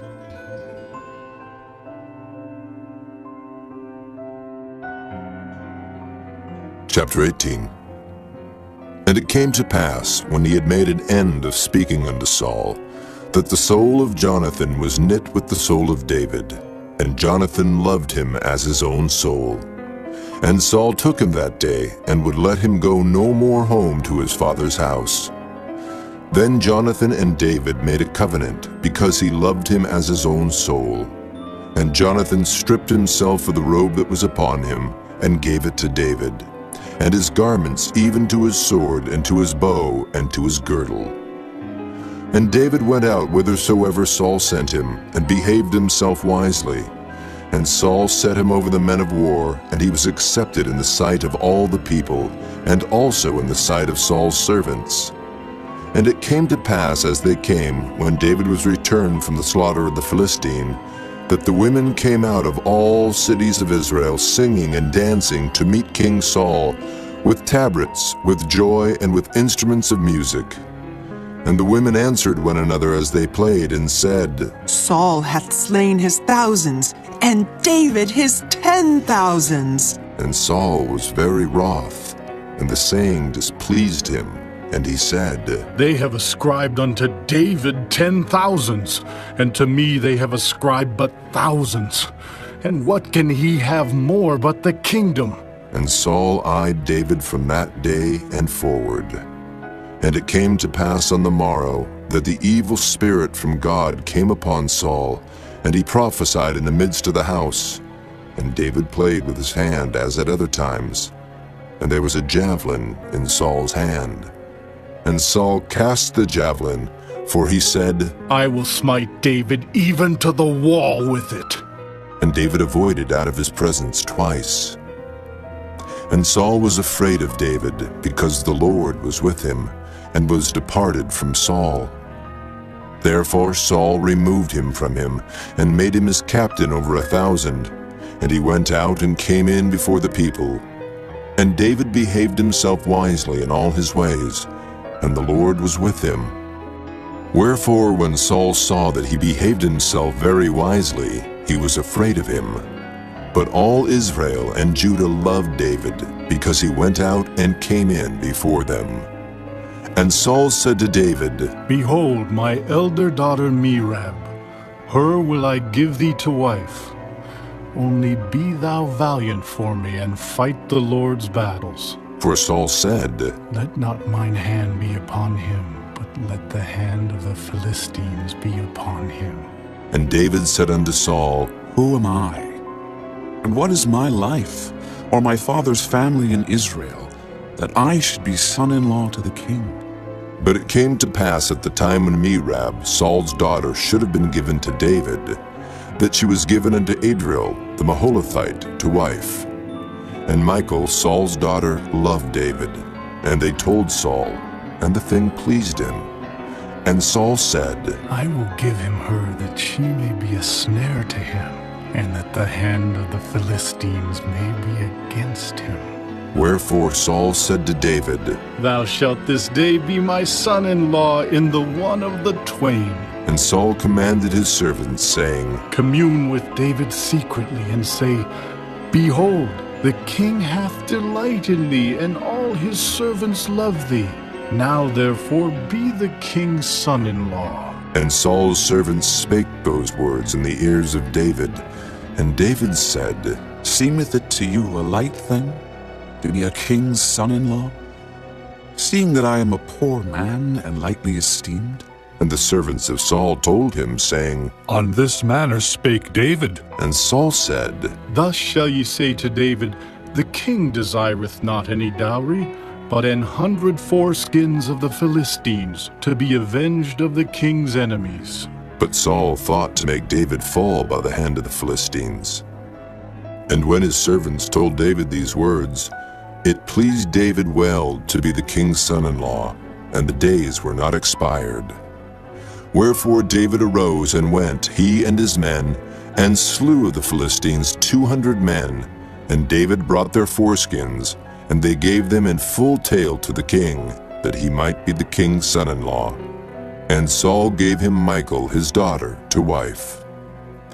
And Saul saw and knew that the Lord was with David, and that Michal Saul's daughter loved him. And Saul was yet the more afraid of David, and Saul became David's enemy continually. Then the princes of the Philistines went forth, and it came to pass after they went forth that David behaved himself more wisely than all the servants of Saul, so that his name was much set by. Chapter 19. And Saul spake to Jonathan his son, and to all his servants, that they should kill David. But Jonathan, Saul's son, delighted much in David. And Jonathan told David, saying, Saul, my father, seeketh to kill thee. Now therefore, I pray thee, take heed to thyself until the morning, and abide in a secret place, and hide thyself. And I will go out and stand beside my father in the field where thou art. And I will commune with my father of thee. And what I see, that I will tell thee. And Jonathan spake good of David unto Saul his father, and said unto him, Let not the king sin against his servant, against David, because he hath not sinned against thee, and because his works have been to thee-ward very good. For he did put his life in his hand, and slew the Philistine. And the Lord wrought a great salvation for all Israel. Thou sawest it, and didst rejoice. Wherefore then wilt thou sin against innocent blood, to slay David without a cause? And Saul hearkened unto the voice of Jonathan. And Saul sware, As the Lord liveth, he shall not be slain. And Jonathan called David, and Jonathan showed him all those things. And Jonathan brought David to Saul, and he was in his presence, as in times past. And there was war again. And David went out and fought with the Philistines, and slew them with a great slaughter, and they fled from him. And the evil spirit from the Lord was upon Saul, as he sat in his house with his javelin in his hand. And David played with his hand. And Saul sought to smite David even to the wall with the javelin, but he slipped away out of Saul's presence. And he smote the javelin into the wall, and David fled and escaped that night. Saul also sent messengers unto David's house to watch him and to slay him in the morning. And Michal, David's wife, told him, saying, If thou save not thy life tonight, tomorrow thou shalt be slain. So Michal let David down through a window, and he went, and fled, and escaped. And Michal took an image, and laid it in the bed, and put a pillow of goat's hair for his bolster, and covered it with a cloth. And when Saul sent messengers to take David, she said, He is sick. And Saul sent the messengers again to see David, saying, Bring him up to me in the bed, that I may slay him. And when the messengers were come in, behold, there was an image in the bed, with a pillow of goat's hair for his bolster. And Saul said unto Michal, Why hast thou deceived me so, and sent away mine enemy, that he is escaped? And Michal answered Saul, He said unto me, Let me go. Why should I kill thee? So David fled and escaped and came to Samuel to Ramah and told him all that Saul had done to him. And he and Samuel went and dwelt in Naioth. And it was told Saul, saying, Behold, David is at Naioth in Ramah. And Saul sent messengers to take David. And when they saw the company of the prophets prophesying, and Samuel standing as appointed over them, the Spirit of God was upon the messengers of Saul, and they also prophesied. And when it was told Saul, he sent other messengers, and they prophesied likewise. And Saul sent messengers again the third time, and they prophesied also. Then went he also to Ramah, and came to a great well that is in Secu. And he asked and said, Where are Samuel and David? And one said, Behold, they be at Naioth in Ramah. And he went thither to Naioth in Ramah. And the Spirit of God was upon him also. And he went on and prophesied until he came to Naioth in Ramah. And he stripped off his clothes also, and prophesied before Samuel in like manner, and lay down naked all that day and all that night. Wherefore they say, Is Saul also among the prophets? Chapter 20. And David fled from Naioth and Ramah, and came and said before Jonathan, What have I done? What is mine iniquity? And what is my sin before thy father, that he seeketh my life? And he said unto him, God forbid, thou shalt not die. Behold, my father will do nothing, either great or small, but that he will show it me. And why should my father hide this thing from me? It is not so. And David sware moreover and said, Thy father certainly knoweth that I have found grace in thine eyes. And he saith, Let not Jonathan know this, lest he be grieved. But truly as the Lord liveth, and as thy soul liveth, there is but a step between me and death. Then said Jonathan unto David, Whatsoever thy soul desireth, I will even do it for thee. And David said unto Jonathan, Behold, tomorrow is the new moon, and I should not fail to sit with the king at meat. But let me go, that I may hide myself in the field unto the third day at even. If thy father at all miss me, then say, David earnestly asked leave of me that he might run to Bethlehem his city. For there is a yearly sacrifice there for all the family. If he say thus, It is well, thy servant shall have peace. But if he be very wroth, then be sure that evil is determined by him. Therefore thou shalt deal kindly with thy servant. For thou hast brought thy servant into a covenant of the Lord with thee, notwithstanding. If there be in me iniquity, slay me thyself. Or why shouldest thou bring me to thy father? And Jonathan said, Far be it from thee. For if I knew certainly that evil were determined by my father to come upon thee, then would not I tell it thee? Then said David to Jonathan, Who shall tell me? Or what if thy father answer thee roughly? And Jonathan said unto David, Come, and let us go out into the field. And they went out both of them into the field. And Jonathan said unto David, O Lord God of Israel, when I have sounded my father about tomorrow any time, or the third day, and behold, if there be good toward David, and I then send not unto thee, and show it thee, the Lord do so, and much more to Jonathan. But if it please my father to do thee evil, then I will show it thee, and send thee away, that thou mayest go in peace. And the Lord be with thee as he hath been with my father. And thou shalt not, only while yet I live, show me the kindness of the Lord, that I die not. But also thou shalt not cut off thy kindness from my house forever. No, not when the Lord hath cut off the enemies of David, every one from the face of the earth. So Jonathan made a covenant with the house of David, saying, Let the Lord even require it at the hand of David's enemies. And Jonathan caused David to swear again, because he loved him. for he loved him as he loved his own soul. Then Jonathan said to David, Tomorrow is the new moon, and thou shalt be missed, because thy seat will be empty. And when thou hast stayed 3 days, then thou shalt go down quickly, and come to the place where thou didst hide thyself when the business was in hand, and shalt remain by the stone easel. And I will shoot 3 arrows on the side thereof, as though I shot at a mark. And behold, I will send a lad, saying, Go, find out the arrows. If I expressly say unto the lad, Behold, the arrows are on this side of thee, take them. Then come thou, for there is peace to thee, and no hurt, as the Lord liveth.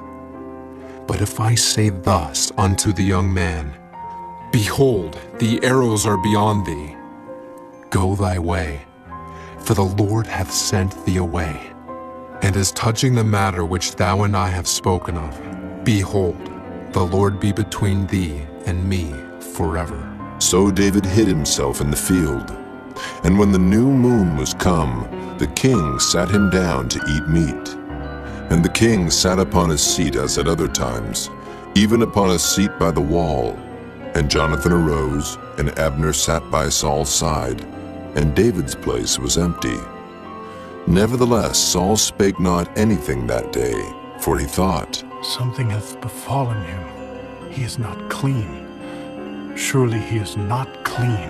And it came to pass on the morrow, which was the 2nd day of the month, that David's place was empty.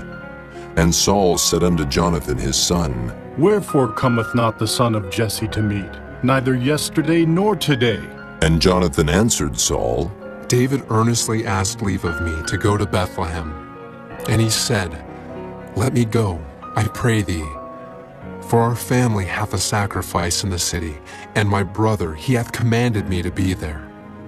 And now, if I have found favor in thine eyes, let me get away, I pray thee, and see my brethren. Therefore he cometh not unto the king's table. Then Saul's anger was kindled against Jonathan, and he said unto him, Thou son of the perverse rebellious woman, do not I know that thou hast chosen the son of Jesse to thine own confusion, and unto the confusion of thy mother's nakedness? For as long as the son of Jesse liveth upon the ground, thou shalt not be established, nor thy kingdom. Wherefore now send and fetch him unto me, for he shall surely die. And Jonathan answered Saul his father, and said unto him, Wherefore shall he be slain? What hath he done? And Saul cast a javelin at him to smite him, whereby Jonathan knew that it was determined of his father to slay David. So Jonathan arose from the table in fierce anger, and did eat no meat the 2nd day of the month, for he was grieved for David, because his father had done him shame. And it came to pass in the morning that Jonathan went out into the field at the time appointed with David, and a little lad with him. And he said unto his lad, Run, find out now the arrows which I shoot. And as the lad ran, he shot an arrow beyond him.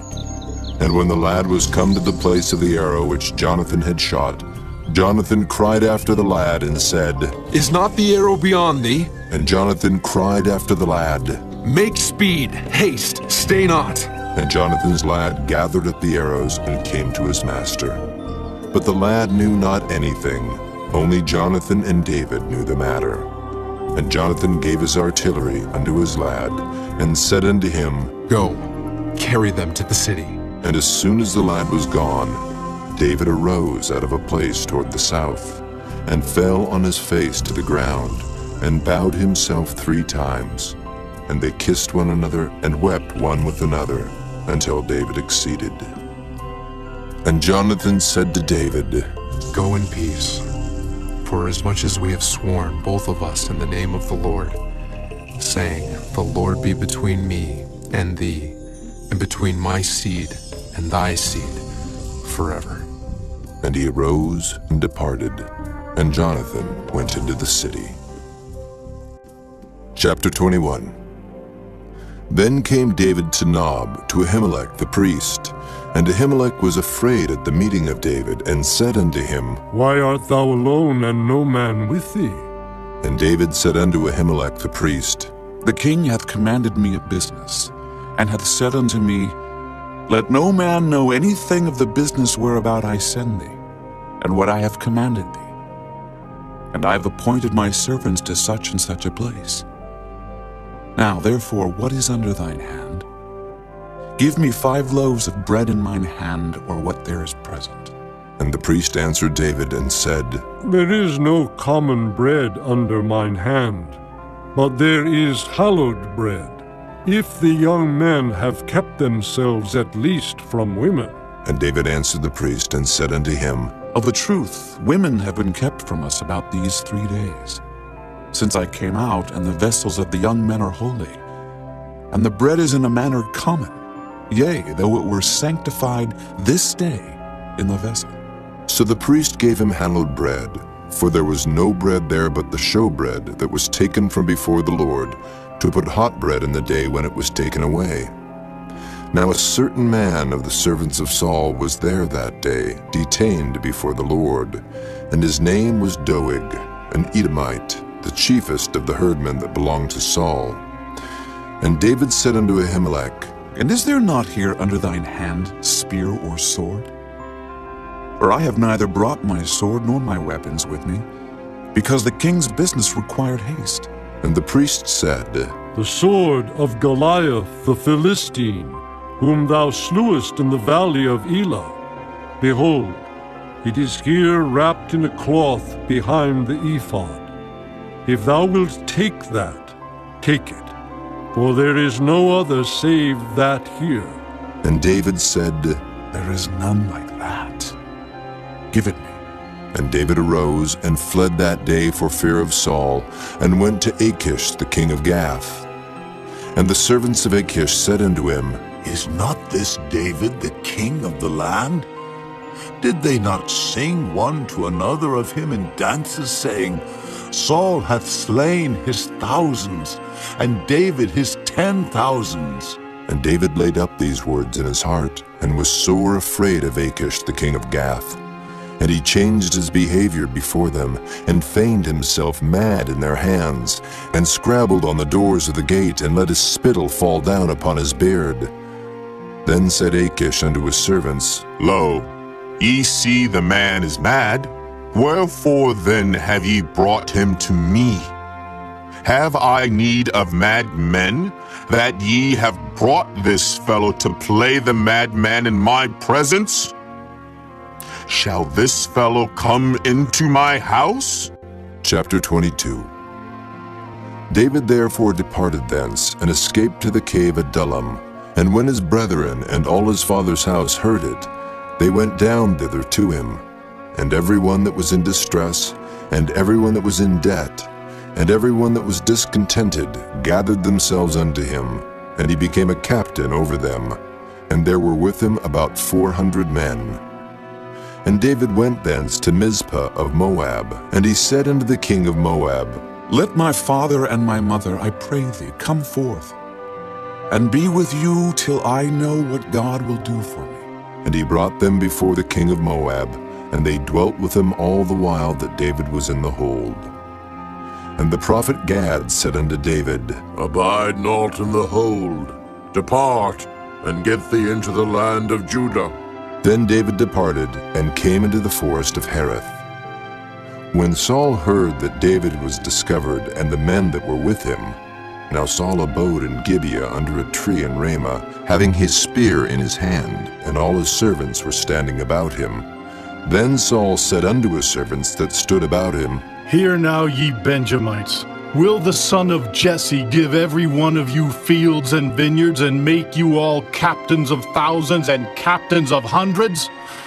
That all of you have conspired against me, and there is none that showeth me that my son hath made a league with the son of Jesse. And there is none of you that is sorry for me, or showeth unto me that my son hath stirred up my servant against me, to lie in wait, as at this day? Then answered Doeg the Edomite, which was set over the servants of Saul, and said, I saw the son of Jesse coming to Nob, to Ahimelech the son of Ahitub. And he inquired of the Lord for him, and gave him victuals, and gave him the sword of Goliath the Philistine. Then the king sent to call Ahimelech the priest, the son of Ahitub, and all his father's house, the priests that were in Nob. And they came all of them to the king. And Saul said, Hear now, thou son of Ahitub. And he answered, Here I am, my lord. And Saul said unto him, Why have ye conspired against me, thou and the son of Jesse, in that thou hast given him bread and a sword, and hast inquired of God for him, that he should rise against me to lie in wait as at this day? Then Ahimelech answered the king and said, And who is so faithful among all thy servants as David, which is the king's son-in-law, and goeth at thy bidding, and is honorable in thine house?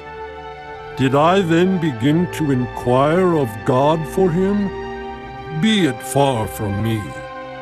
Let not the king impute anything unto his servant, nor to all the house of my father. For thy servant knew nothing of all this, less or more. And the king said, Thou shalt surely die, Ahimelech, thou and all thy father's house. And the king said unto the footmen that stood about him, Turn and slay the priests of the Lord, because their hand also is with David, and because they knew when he fled and did not show it to me. But the servants of the king would not put forth their hand to fall upon the priests of the Lord. And the king said to Doeg, Turn now and fall upon the priests. And Doeg the Edomite turned, and he fell upon the priests, and slew on that day 75 persons that did wear a linen ephod. And Nob, the city of the priests, smote he with the edge of the sword, both men and women, children and sucklings, and oxen and asses and sheep with the edge of the sword. And one of the sons of Ahimelech, the son of Ahitub, named Abiathar, escaped and fled after David. And Abiathar showed David that Saul had slain the Lord's priests. And David said unto Abiathar, I knew it that day, when Doeg the Edomite was there, that he would surely tell Saul, I have occasioned the death of all the persons of my father's house. Abide thou with me, fear not. For he that seeketh my life, seeketh thy life. But with me thou shalt be in safeguard. Chapter 23. Then they told David, saying, Behold, the Philistines fight against Keilah, and they rob the threshing floors. Therefore David inquired of the Lord, saying, Shall I go and smite these Philistines? And the Lord said unto David, Go and smite the Philistines, and save Keilah.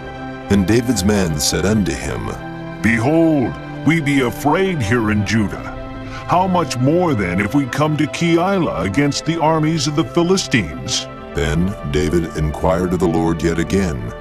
And the Lord answered him and said, Arise, go down to Keilah, for I will deliver the Philistines into thine hand. So David and his men went to Keilah, and fought with the Philistines, and brought away their cattle, and smote them with a great slaughter. So David saved the inhabitants of Keilah. And it came to pass, when Abiathar, the son of Ahimelech, fled to David to Keilah, that he came down with an ephod in his hand. And it was told Saul that David was come to Keilah. And Saul said, God hath delivered him into mine hand, for he is shut in by entering into a town that hath gates and bars. And Saul called all the people together to war, to go down to Keilah, to besiege David and his men. And David knew that Saul secretly practiced mischief against him. And he said to Abiathar the priest, Bring hither the ephod. Then said David, O Lord God of Israel, thy servant hath certainly heard that Saul seeketh to come to Keilah, to destroy the city for my sake. Will the men of Keilah deliver me up into his hand? Will Saul come down as thy servant hath heard? O Lord God of Israel, I beseech thee, tell thy servant. And the Lord said, He will come down. Then said David, Will the men of Keilah deliver me and my men into the hand of Saul. And the Lord said, They will deliver thee up. Then David and his men, which were about 600, arose and departed out of Keilah, and went whithersoever they could go. And it was told Saul that David was escaped from Keilah, and he forbare to go forth. And David abode in the wilderness in strongholds, and remained in a mountain in the wilderness of Ziph. And Saul sought him every day, but God delivered him not into his hand. And David saw that Saul was come out to seek his life, and David was in the wilderness of Ziph in a wood. And Jonathan, Saul's son, arose and went to David into the wood, and strengthened his hand in God. And he said unto him, Fear not, for the hand of Saul my father shall not find thee, and thou shalt be king over Israel, and I shall be next unto thee, and that also Saul my father knoweth. And they two made a covenant before the Lord. And David abode in the wood, and Jonathan went to his house. Then came up the Ziphites to Saul to Gibeah, saying, Doth not David hide himself with us in strongholds in the wood, in the hill of Hachilah, which is on the south of Jeshimon? Now therefore, O king, come down according to all the desire of thy soul to come down. And our part shall be to deliver him into the king's hand. And Saul said, Blessed be ye of the Lord, for ye have compassion on me. Go, I pray you, prepare yet, and know and see his place where his haunt is, and who hath seen him there. For it is told me that he dealeth very subtly. See therefore, and take knowledge of all the lurking places where he hideth himself. And come ye again to me with the certainty. And I will go with you, and it shall come to pass, if he be in the land, that I will search him out throughout all the thousands of Judah. And they arose and went to Ziph before Saul. But David and his men were in the wilderness of Maon, in the plain on the south of Jeshimon. Saul also and his men went to seek him. And they told David, wherefore he came down into a rock, and abode in the wilderness of Maon. And when Saul heard that, he pursued after David in the wilderness of Maon. And Saul went on this side of the mountain, and David and his men on that side of the mountain. And David made haste to get away for fear of Saul, for Saul and his men compassed David and his men round about to take them. But there came a messenger unto Saul, saying, Haste thee, and come, for the Philistines have invaded the land. Wherefore Saul returned from pursuing after David, and went against the Philistines. Therefore they called that place Selah Hammalakoth. And David went up from thence, and dwelt in strongholds at En-gedi. Chapter 24. And it came to pass, when Saul was returned from following the Philistines, that it was told him, saying, Behold, David is in the wilderness of En-gedi. Then Saul took 3,000 chosen men out of all Israel, and went to seek David and his men upon the rocks of the wild goats. And he came to the sheepcotes by the way, where was a cave. And Saul went in to cover his feet. And David and his men remained in the sides of the cave. And the men of David said unto him, Behold the day of which the Lord said unto thee, Behold, I will deliver thine enemy into thine hand, that thou mayest do to him as it shall seem good unto thee. Then David arose, and cut off the skirt of Saul's robe privily. And it came to pass afterward that David's heart smote him, because he had cut off Saul's skirt. And he said unto his men, The Lord forbid that I should do this thing unto my master, the Lord's anointed, to stretch forth mine hand against him, seeing he is the anointed of the Lord. So David stayed his servants with these words, and suffered them not to rise against Saul. But Saul rose up out of the cave, and went on his way. David also arose afterward, and went out of the cave, and cried after Saul, saying, "My lord the king!" And when Saul looked behind him, David stooped with his face to the earth, and bowed himself. And David said to Saul, "Wherefore hearest thou men's words, saying, Behold, David seeketh thy hurt? Behold, this day thine eyes have seen how that the Lord hath delivered thee today into mine hand in the cave. And some bade me kill thee, but mine eyes spared thee. And I said, I will not put forth mine hand against my Lord, for he is the Lord's anointed. Moreover, my father, see, yea, see the skirt of thy robe in my hand. For in that I cut off the skirt of thy robe and killed thee not. Know thou and see that there is neither evil nor transgression in mine hand, and I have not sinned against thee.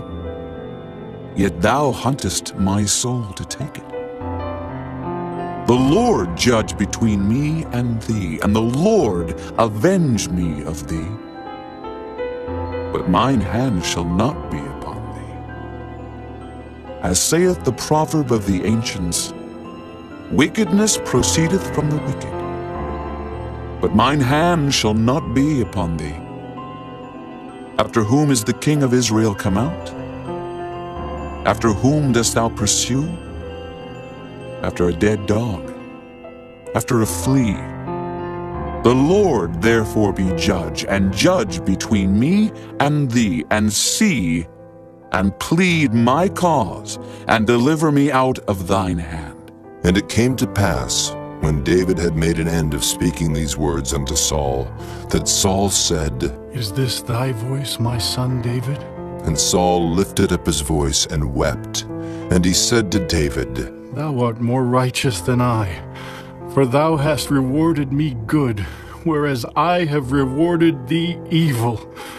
And thou hast showed this day how that thou hast dealt well with me. For as much as when the Lord had delivered me into thine hand, thou killedst me not. For if a man find his enemy, will he let him go well away? Wherefore the Lord reward thee good for that thou hast done unto me this day. And now behold, I know well that thou shalt surely be king, and that the kingdom of Israel shall be established in thine hand. Swear now, therefore, unto me by the Lord, that thou wilt not cut off my seed after me, and that thou wilt not destroy my name out of my father's house. And David sware unto Saul. And Saul went home, but David and his men gat them up unto the hold. Chapter 25. And Samuel died, and all the Israelites were gathered together, and lamented him, and buried him in his house at Ramah. And David arose and went down to the wilderness of Paran. And there was a man in Maon whose possessions were in Carmel, and the man was very great. And he had 3,000 sheep and 1,000 goats, and he was shearing his sheep in Carmel. Now the name of the man was Nabal, and the name of his wife Abigail. And she was a woman of good understanding, and of a beautiful countenance. But the man was churlish and evil in his doings, and he was of the house of Caleb. And David heard in the wilderness that Nabal did shear his sheep. And David sent out 10 young men, and David said unto the young men, Get you up to Carmel, and go to Nabal, and greet him in my name. And thus shall ye say to him that liveth in prosperity, Peace be both to thee, and peace be to thine house, and peace be unto all that thou hast. And now I have heard that thou hast shearers. Now thy shepherds which were with us, we hurt them not, neither was there aught missing unto them, all the while they were in Carmel. Ask thy young men, and they will show thee. Wherefore let the young men find favor in thine eyes.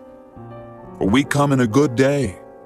Give, I pray thee, whatsoever cometh to thine hand, unto thy servants, and to thy son David. And when David's young men came, they spake to Nabal according to all those words in the name of David, and ceased. And Nabal answered David's servants and said, Who is David, and who is the son of Jesse? There be many servants nowadays that break away every man from his master. Shall I then take my bread and my water and my flesh that I have killed for my shearers and give it unto men whom I know not whence they be? So David's young men turned their way and went again, and came and told him all those sayings. And David said unto his men, Gird ye on every man his sword. And they girded on every man his sword, and David also girded on his sword. And there went up after David about 400 men, and 200 abode by the stuff. But one of the young men told Abigail, Nabal's wife, saying, Behold, David sent messengers out of the wilderness to salute our master, and he railed on them. But the men were very good unto us, and we were not hurt. Neither missed we anything, as long as we were conversant with them when we were in the fields. They were a wall unto us both by night and day, all the while we were with them keeping the sheep. Now therefore know and consider what thou wilt do, for evil is determined against our master, and against all his household. For he is such a son of Belial, that a man cannot speak to him.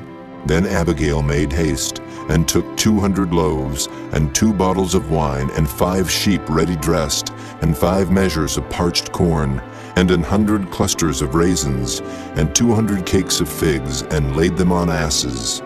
And she said unto her servants, Go on before me.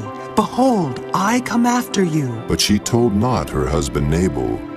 And it was so, as she rode on the ass, that she came down by the covert of the hill, and behold, David and his men came down against her, and she met them. Now David had said, Surely in vain have I kept all that this fellow hath in the wilderness, so that nothing was missed of all that pertained unto him. And he hath requited me evil for good. So and more also do God unto the enemies of David, if I leave of all that pertain to him by the morning light any that pisseth against the wall. And when Abigail saw David, she hasted and lighted off the ass, and fell before David on her face, and bowed herself to the ground, and fell at his feet, and said, Upon me, my Lord, upon me let this iniquity be, and let thine handmaid, I pray thee, speak in thine audience, and hear the words of thine handmaid. Let not, my Lord, I pray thee, regard this man of Belial, even Nabal, for as his name is, so is he. Nabal is his name, and folly is with him. But I, thine handmaid, saw not the young men of my Lord whom thou didst send. Now therefore, my Lord, as the Lord liveth, and as thy soul liveth, seeing the Lord hath withholden thee from coming to shed blood, and from avenging thyself with thine own hand, now let thine enemies, and they that seek evil to my Lord, be as Nabal. And now this blessing which thine handmaid hath brought unto my Lord, let it even be given unto the young men that follow my Lord. I pray thee, forgive the trespass of thine handmaid, for the Lord will certainly make my Lord a sure house, because my Lord fighteth the battles of the Lord, and evil hath not been found in thee all thy days. Yet a man is risen to pursue thee, and to seek thy soul. But the soul of my Lord shall be bound in the bundle of life with the Lord thy God, and the souls of thine enemies, them shall he sling out, as out of the middle of a sling. And it shall come to pass, when the Lord shall have done to my Lord according to all the good that he hath spoken concerning thee, and shall have appointed thee ruler over Israel, that this shall be no grief unto thee, nor offense of heart unto my Lord, either that thou hast shed blood causeless, or that my Lord hath avenged himself. But when the Lord shall have dealt well with my Lord, then remember thine handmaid. And David said to Abigail, Blessed be the Lord God of Israel, which sent thee this day to meet me. And blessed be thy advice, and blessed be thou which hast kept me this day from coming to shed blood, and from avenging myself with mine own hand. For in very deed as the Lord God of Israel liveth, which hath kept me back from hurting thee, except thou hadst hasted and come to meet me, surely there had not been left unto Nabal by the morning light any that pisseth against the wall. So David received of her hand that which she had brought him, and said unto her, Go up in peace to thine house. See, I have hearkened to thy voice, and have accepted thy person. And Abigail came to Nabal, and behold, he held a feast in his house, like the feast of a king. And Nabal's heart was merry within him, for he was very drunken. Wherefore she told him nothing, less or more, until the morning light. But it came to pass in the morning, when the wine was gone out of Nabal, and his wife had told him these things, that his heart died within him, and he became as a stone. And it came to pass about 10 days after, that the Lord smote Nabal, that he died. And when David heard that Nabal was dead, he said, Blessed be the Lord, that hath pleaded the cause of my reproach from the hand of Nabal, and hath kept his servant from evil. For the Lord hath returned the wickedness of Nabal upon his own head. And David sent and communed with Abigail to take her to him to wife. And when the servants of David were come to Abigail to Carmel, they spake unto her, saying, David sent us unto thee, to take thee to him to wife.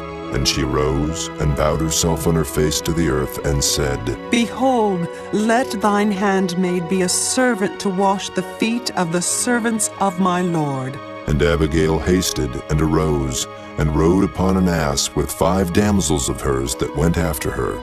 And she went after the messengers of David, and became his wife. David also took Ahinoam of Jezreel, and they were also both of them his wives. But Saul had given Michal his daughter, David's wife, to Phalti, the son of Laish, which was of Gallim. Chapter 26. And the Ziphites came unto Saul to Gibeah, saying, Doth not David hide himself in the hill of Hachilah, which is before Jeshimon? Then Saul arose and went down to the wilderness of Ziph, having 3,000 chosen men of Israel with him, to seek David in the wilderness of Ziph. And Saul pitched in the hill of Hachilah, which is before Jeshimon by the way. But David abode in the wilderness, and he saw that Saul came after him into the wilderness. David therefore sent out spies, and understood that Saul was come in very deed. And David arose, and came to the place where Saul had pitched. And David beheld the place where Saul lay, and Abner the son of Ner, the captain of his host. And Saul lay in the trench, and the people pitched round about him. Then answered David, and said to Ahimelech the Hittite, and to Abishai the son of Zeruiah, brother to Joab, saying, Who will go down with me to Saul to the camp? And Abishai said, I will go down with thee. So David and Abishai came to the people by night, and behold, Saul lay sleeping within the trench, and his spear stuck in the ground at his bolster. But Abner and the people lay round about him. Then said Abishai to David, God hath delivered thine enemy into thine hand this day. Now therefore let me smite him, I pray thee, with the spear even to the earth at once, and I will not smite him the second time. And David said to Abishai, Destroy him not. For who can stretch forth his hand against the Lord's anointed and be guiltless? David said furthermore, As the Lord liveth, the Lord shall smite him, or his day shall come to die, or he shall descend into battle and perish. The Lord forbid that I should stretch forth mine hand against the Lord's anointed. But I pray thee, take thou now the spear that is at his bolster, and the cruse of water, and let us go. So David took the spear and the cruse of water from Saul's bolster, and they gat them away. And no man saw it, nor knew it, neither awaked, for they were all asleep, because a deep sleep from the Lord was fallen upon them. Then David went over to the other side, and stood on the top of an hill afar off, a great space being between them. And David cried to the people and to Abner the son of Ner, saying, Answerest thou not, Abner? Then Abner answered and said, Who art thou that criest to the king? And David said to Abner, Art not thou a valiant man? And who is like to thee in Israel? Wherefore then hast thou not kept thy lord the king? For there came one of the people in to destroy the king thy lord. This thing is not good that thou hast done. As the Lord liveth, ye are worthy to die, because ye have not kept your master, the Lord's anointed. And now see where the king's spear is, and the cruse of water that was at his bolster. And Saul knew David's voice and said, Is this thy voice, my son David? And David said, It is my voice, my lord, O king. And he said, Wherefore doth my lord thus pursue after his servant? For what have I done? Or what evil is in mine hand? Now therefore I pray thee, let my lord the king hear the words of his servant. If the Lord have stirred thee up against me, let him accept an offering. But if they be the children of men, cursed be they before the Lord. For they have driven me out this day from abiding in the inheritance of the Lord, saying, Go, serve other gods. Now therefore let not my blood fall to the earth before the face of the Lord. For the king of Israel is come out to seek a flea, as when one doth hunt a partridge in the mountains. Then said Saul, I have sinned. Return, my son David, for I will no more do thee harm, because my soul was precious in thine eyes this day. Behold, I have played the fool and have erred exceedingly. And David answered and said, Behold the king's spear, and let one of the young men come over and fetch it. The Lord rendered to every man his righteousness and his faithfulness. For the Lord delivered thee into my hand today. But I would not stretch forth mine hand against the Lord's anointed. And behold, as thy life was much set by this day in mine eyes, so let my life be much set by in the eyes of the Lord, and let him deliver me out of all tribulation. Then Saul said to David, Blessed be thou, my son David. Thou shalt both do great things, and also shalt still prevail. So David went on his way, and Saul returned to his place. Chapter 27. And David said in his heart, I shall now perish one day by the hand of Saul. There is nothing better for me than that I should speedily escape into the land of the Philistines.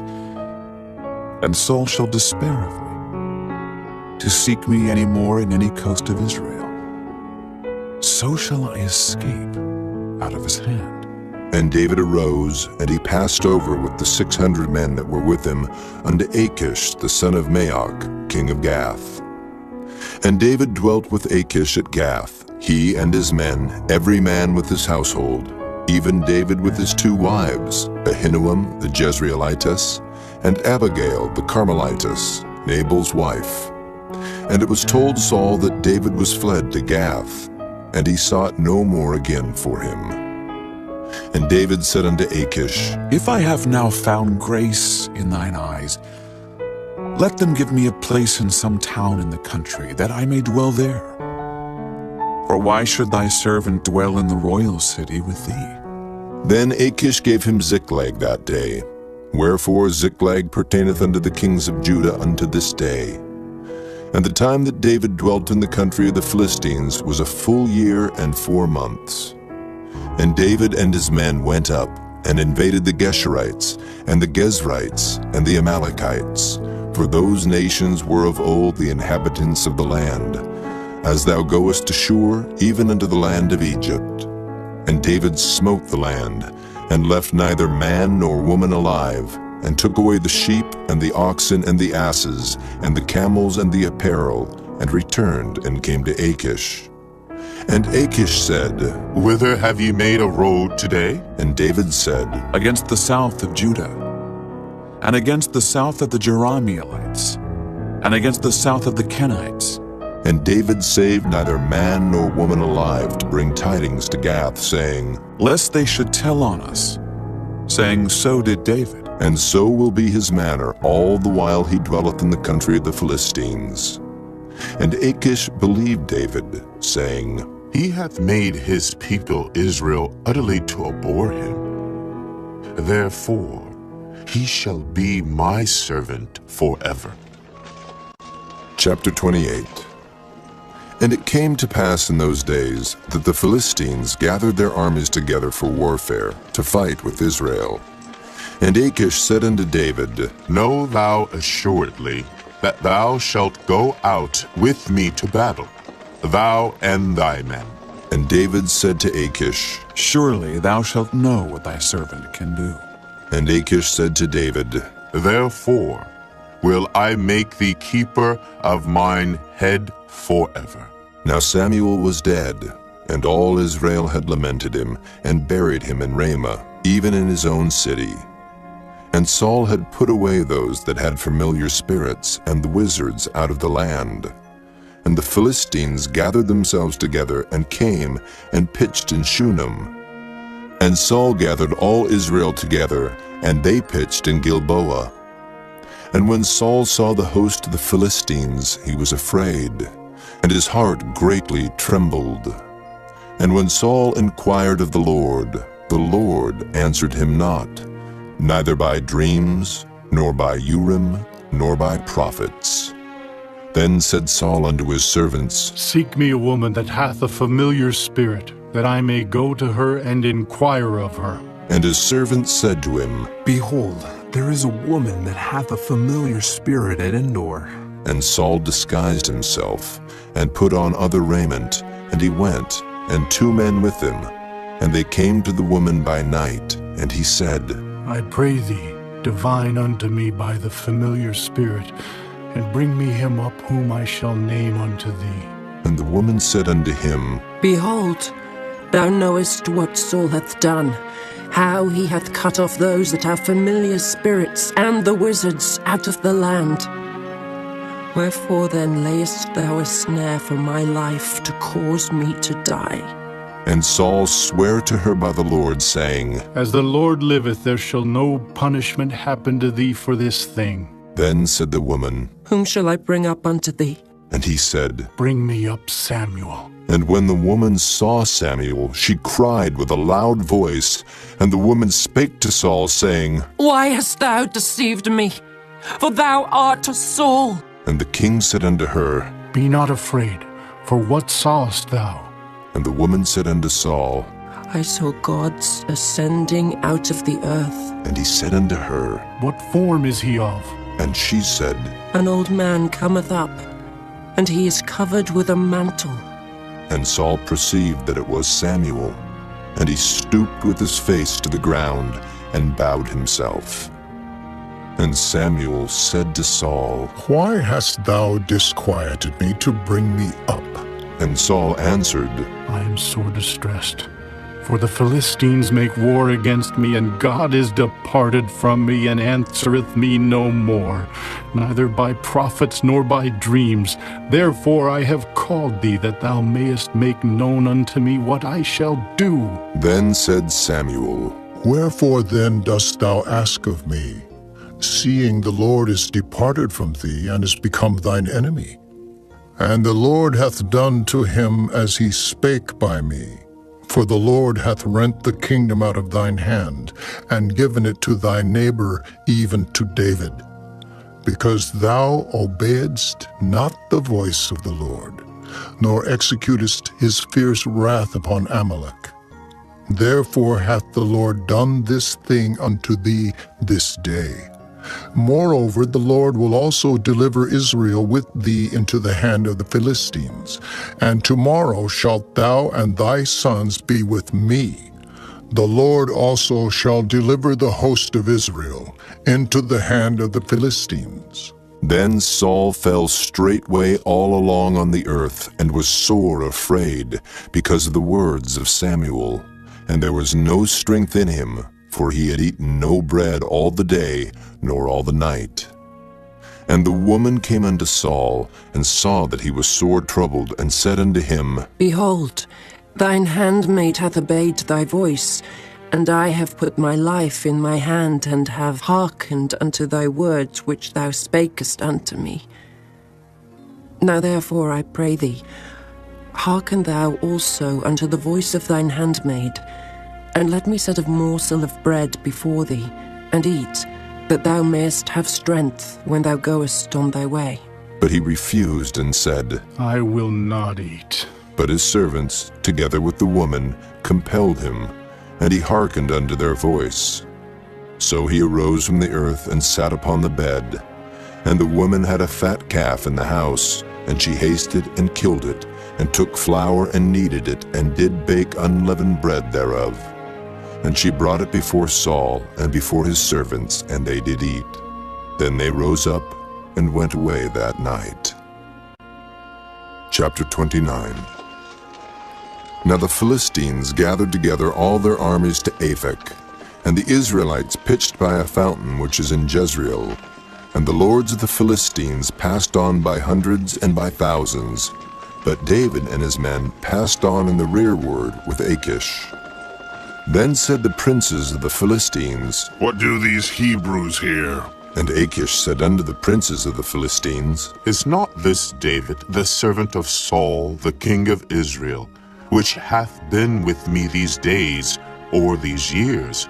And I have found no fault in him since he fell unto me unto this day. And the princes of the Philistines were wroth with him.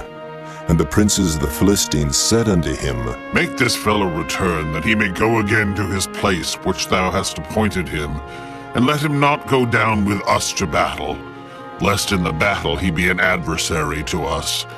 For wherewith should he reconcile himself unto his master? Should it not be with the heads of these men?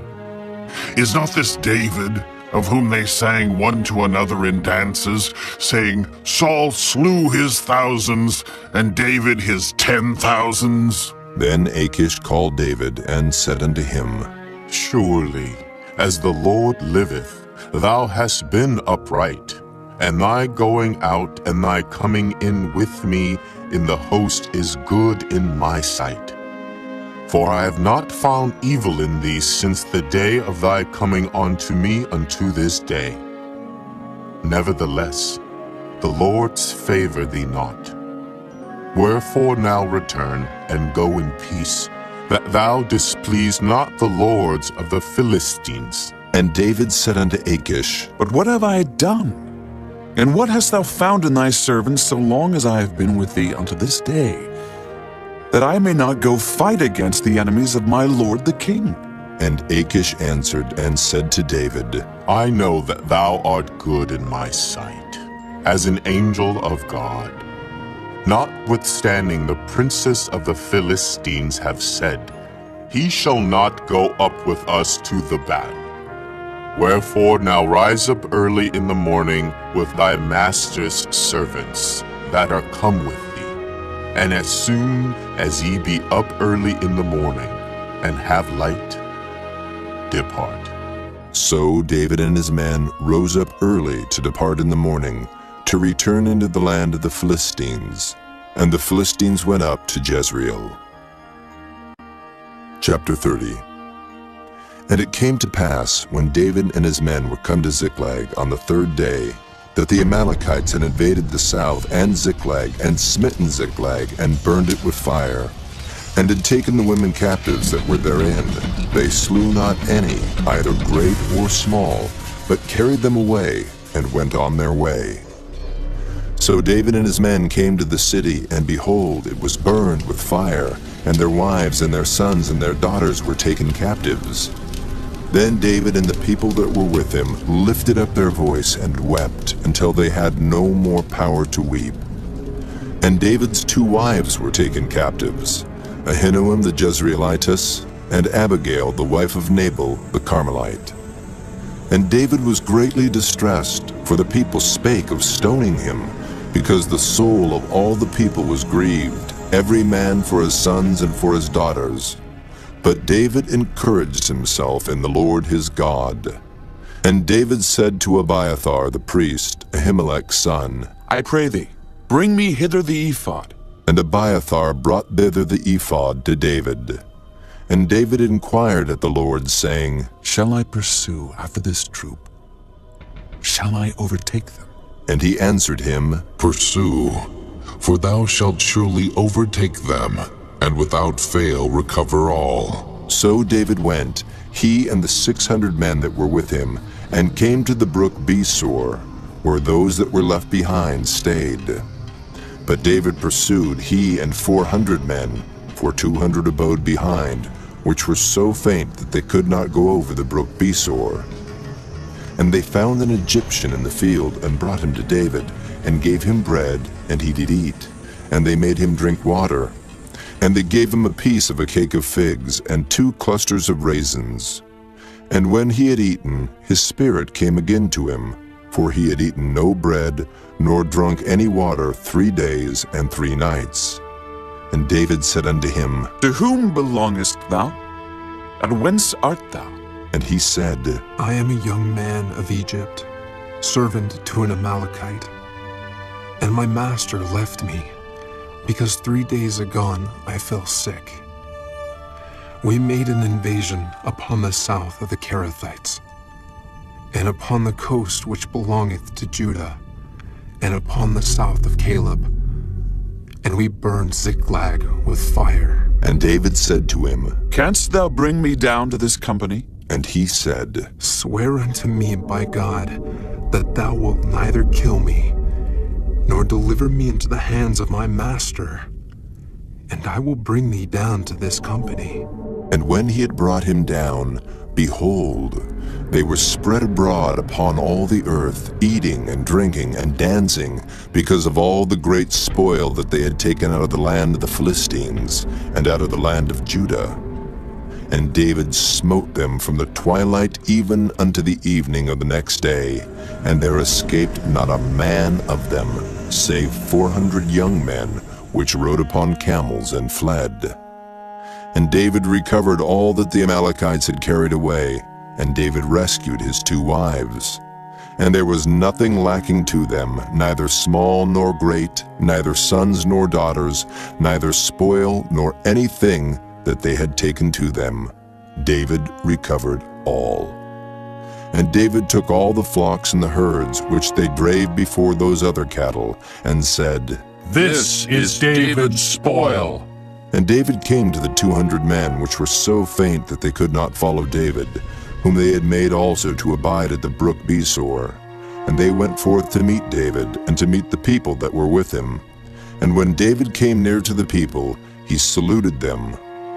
Then answered all the wicked men and men of Belial, of those that went with David, and said, Because they went not with us, we will not give them aught of the spoil that we have recovered, save to every man his wife and his children, that they may lead them away and depart. Then said David, Ye shall not do so, my brethren. With that which the Lord hath given us, who hath preserved us, and delivered the company that came against us into our hand. For who will hearken unto you in this matter? But as his part is that goeth down to the battle, so shall his part be that tarrieth by the stuff. They shall part alike. And it was so from that day forward, that he made it a statute and an ordinance for Israel unto this day. And when David came to Ziklag, he sent of the spoil unto the elders of Judah, even to his friends, saying, Behold, a present for you of the spoil of the enemies of the Lord. To them which were in Bethel, and to them which were in South Ramoth, and to them which were in Jattir, and to them which were in Aroer, and to them which were in Siphmoth, and to them which were in Eshtemoa, and to them which were in Rachel, and to them which were in the cities of the Jerahmeelites, and to them which were in the cities of the Kenites, and to them which were in Hormah, and to them which were in Koration, and to them which were in Athak, and to them which were in Hebron, and to all the places where David himself and his men were wont to haunt. Chapter 31. Now the Philistines fought against Israel, and the men of Israel fled from before the Philistines, and fell down slain in Mount Gilboa. And the Philistines followed hard upon Saul and upon his sons. And the Philistines slew Jonathan and Abinadab and Malchishua, Saul's sons. And the battle went sore against Saul, and the archers hit him, and he was sore wounded of the archers. Then said Saul unto his armor-bearer, Draw thy sword, and thrust me through therewith, lest these uncircumcised come and thrust me through and abuse me. But his armor-bearer would not, for he was sore afraid. Therefore Saul took a sword, and fell upon it. And when his armor-bearer saw that Saul was dead, he fell likewise upon his sword, and died with him. So Saul died, and his 3 sons, and his armor-bearer, and all his men that same day together. And when the men of Israel that were on the other side of the valley, and they that were on the other side Jordan, saw that the men of Israel fled, and that Saul and his sons were dead, they forsook the cities and fled, and the Philistines came and dwelt in them. And it came to pass on the morrow, when the Philistines came to strip the slain, that they found Saul and his 3 sons fallen in Mount Gilboa. And they cut off his head, and stripped off his armor, and sent into the land of the Philistines round about to publish it in the house of their idols and among the people. And they put his armor in the house of Ashtaroth, and they fastened his body to the wall of Bethshan. And when the inhabitants of Jabesh-Gilead heard of that which the Philistines had done to Saul, all the valiant men arose and went all night, and took the body of Saul and the bodies of his sons from the wall of Bethshan, and came to Jabesh, and burnt them there. And they took their bones, and buried them under a tree at Jabesh, and fasted 7 days.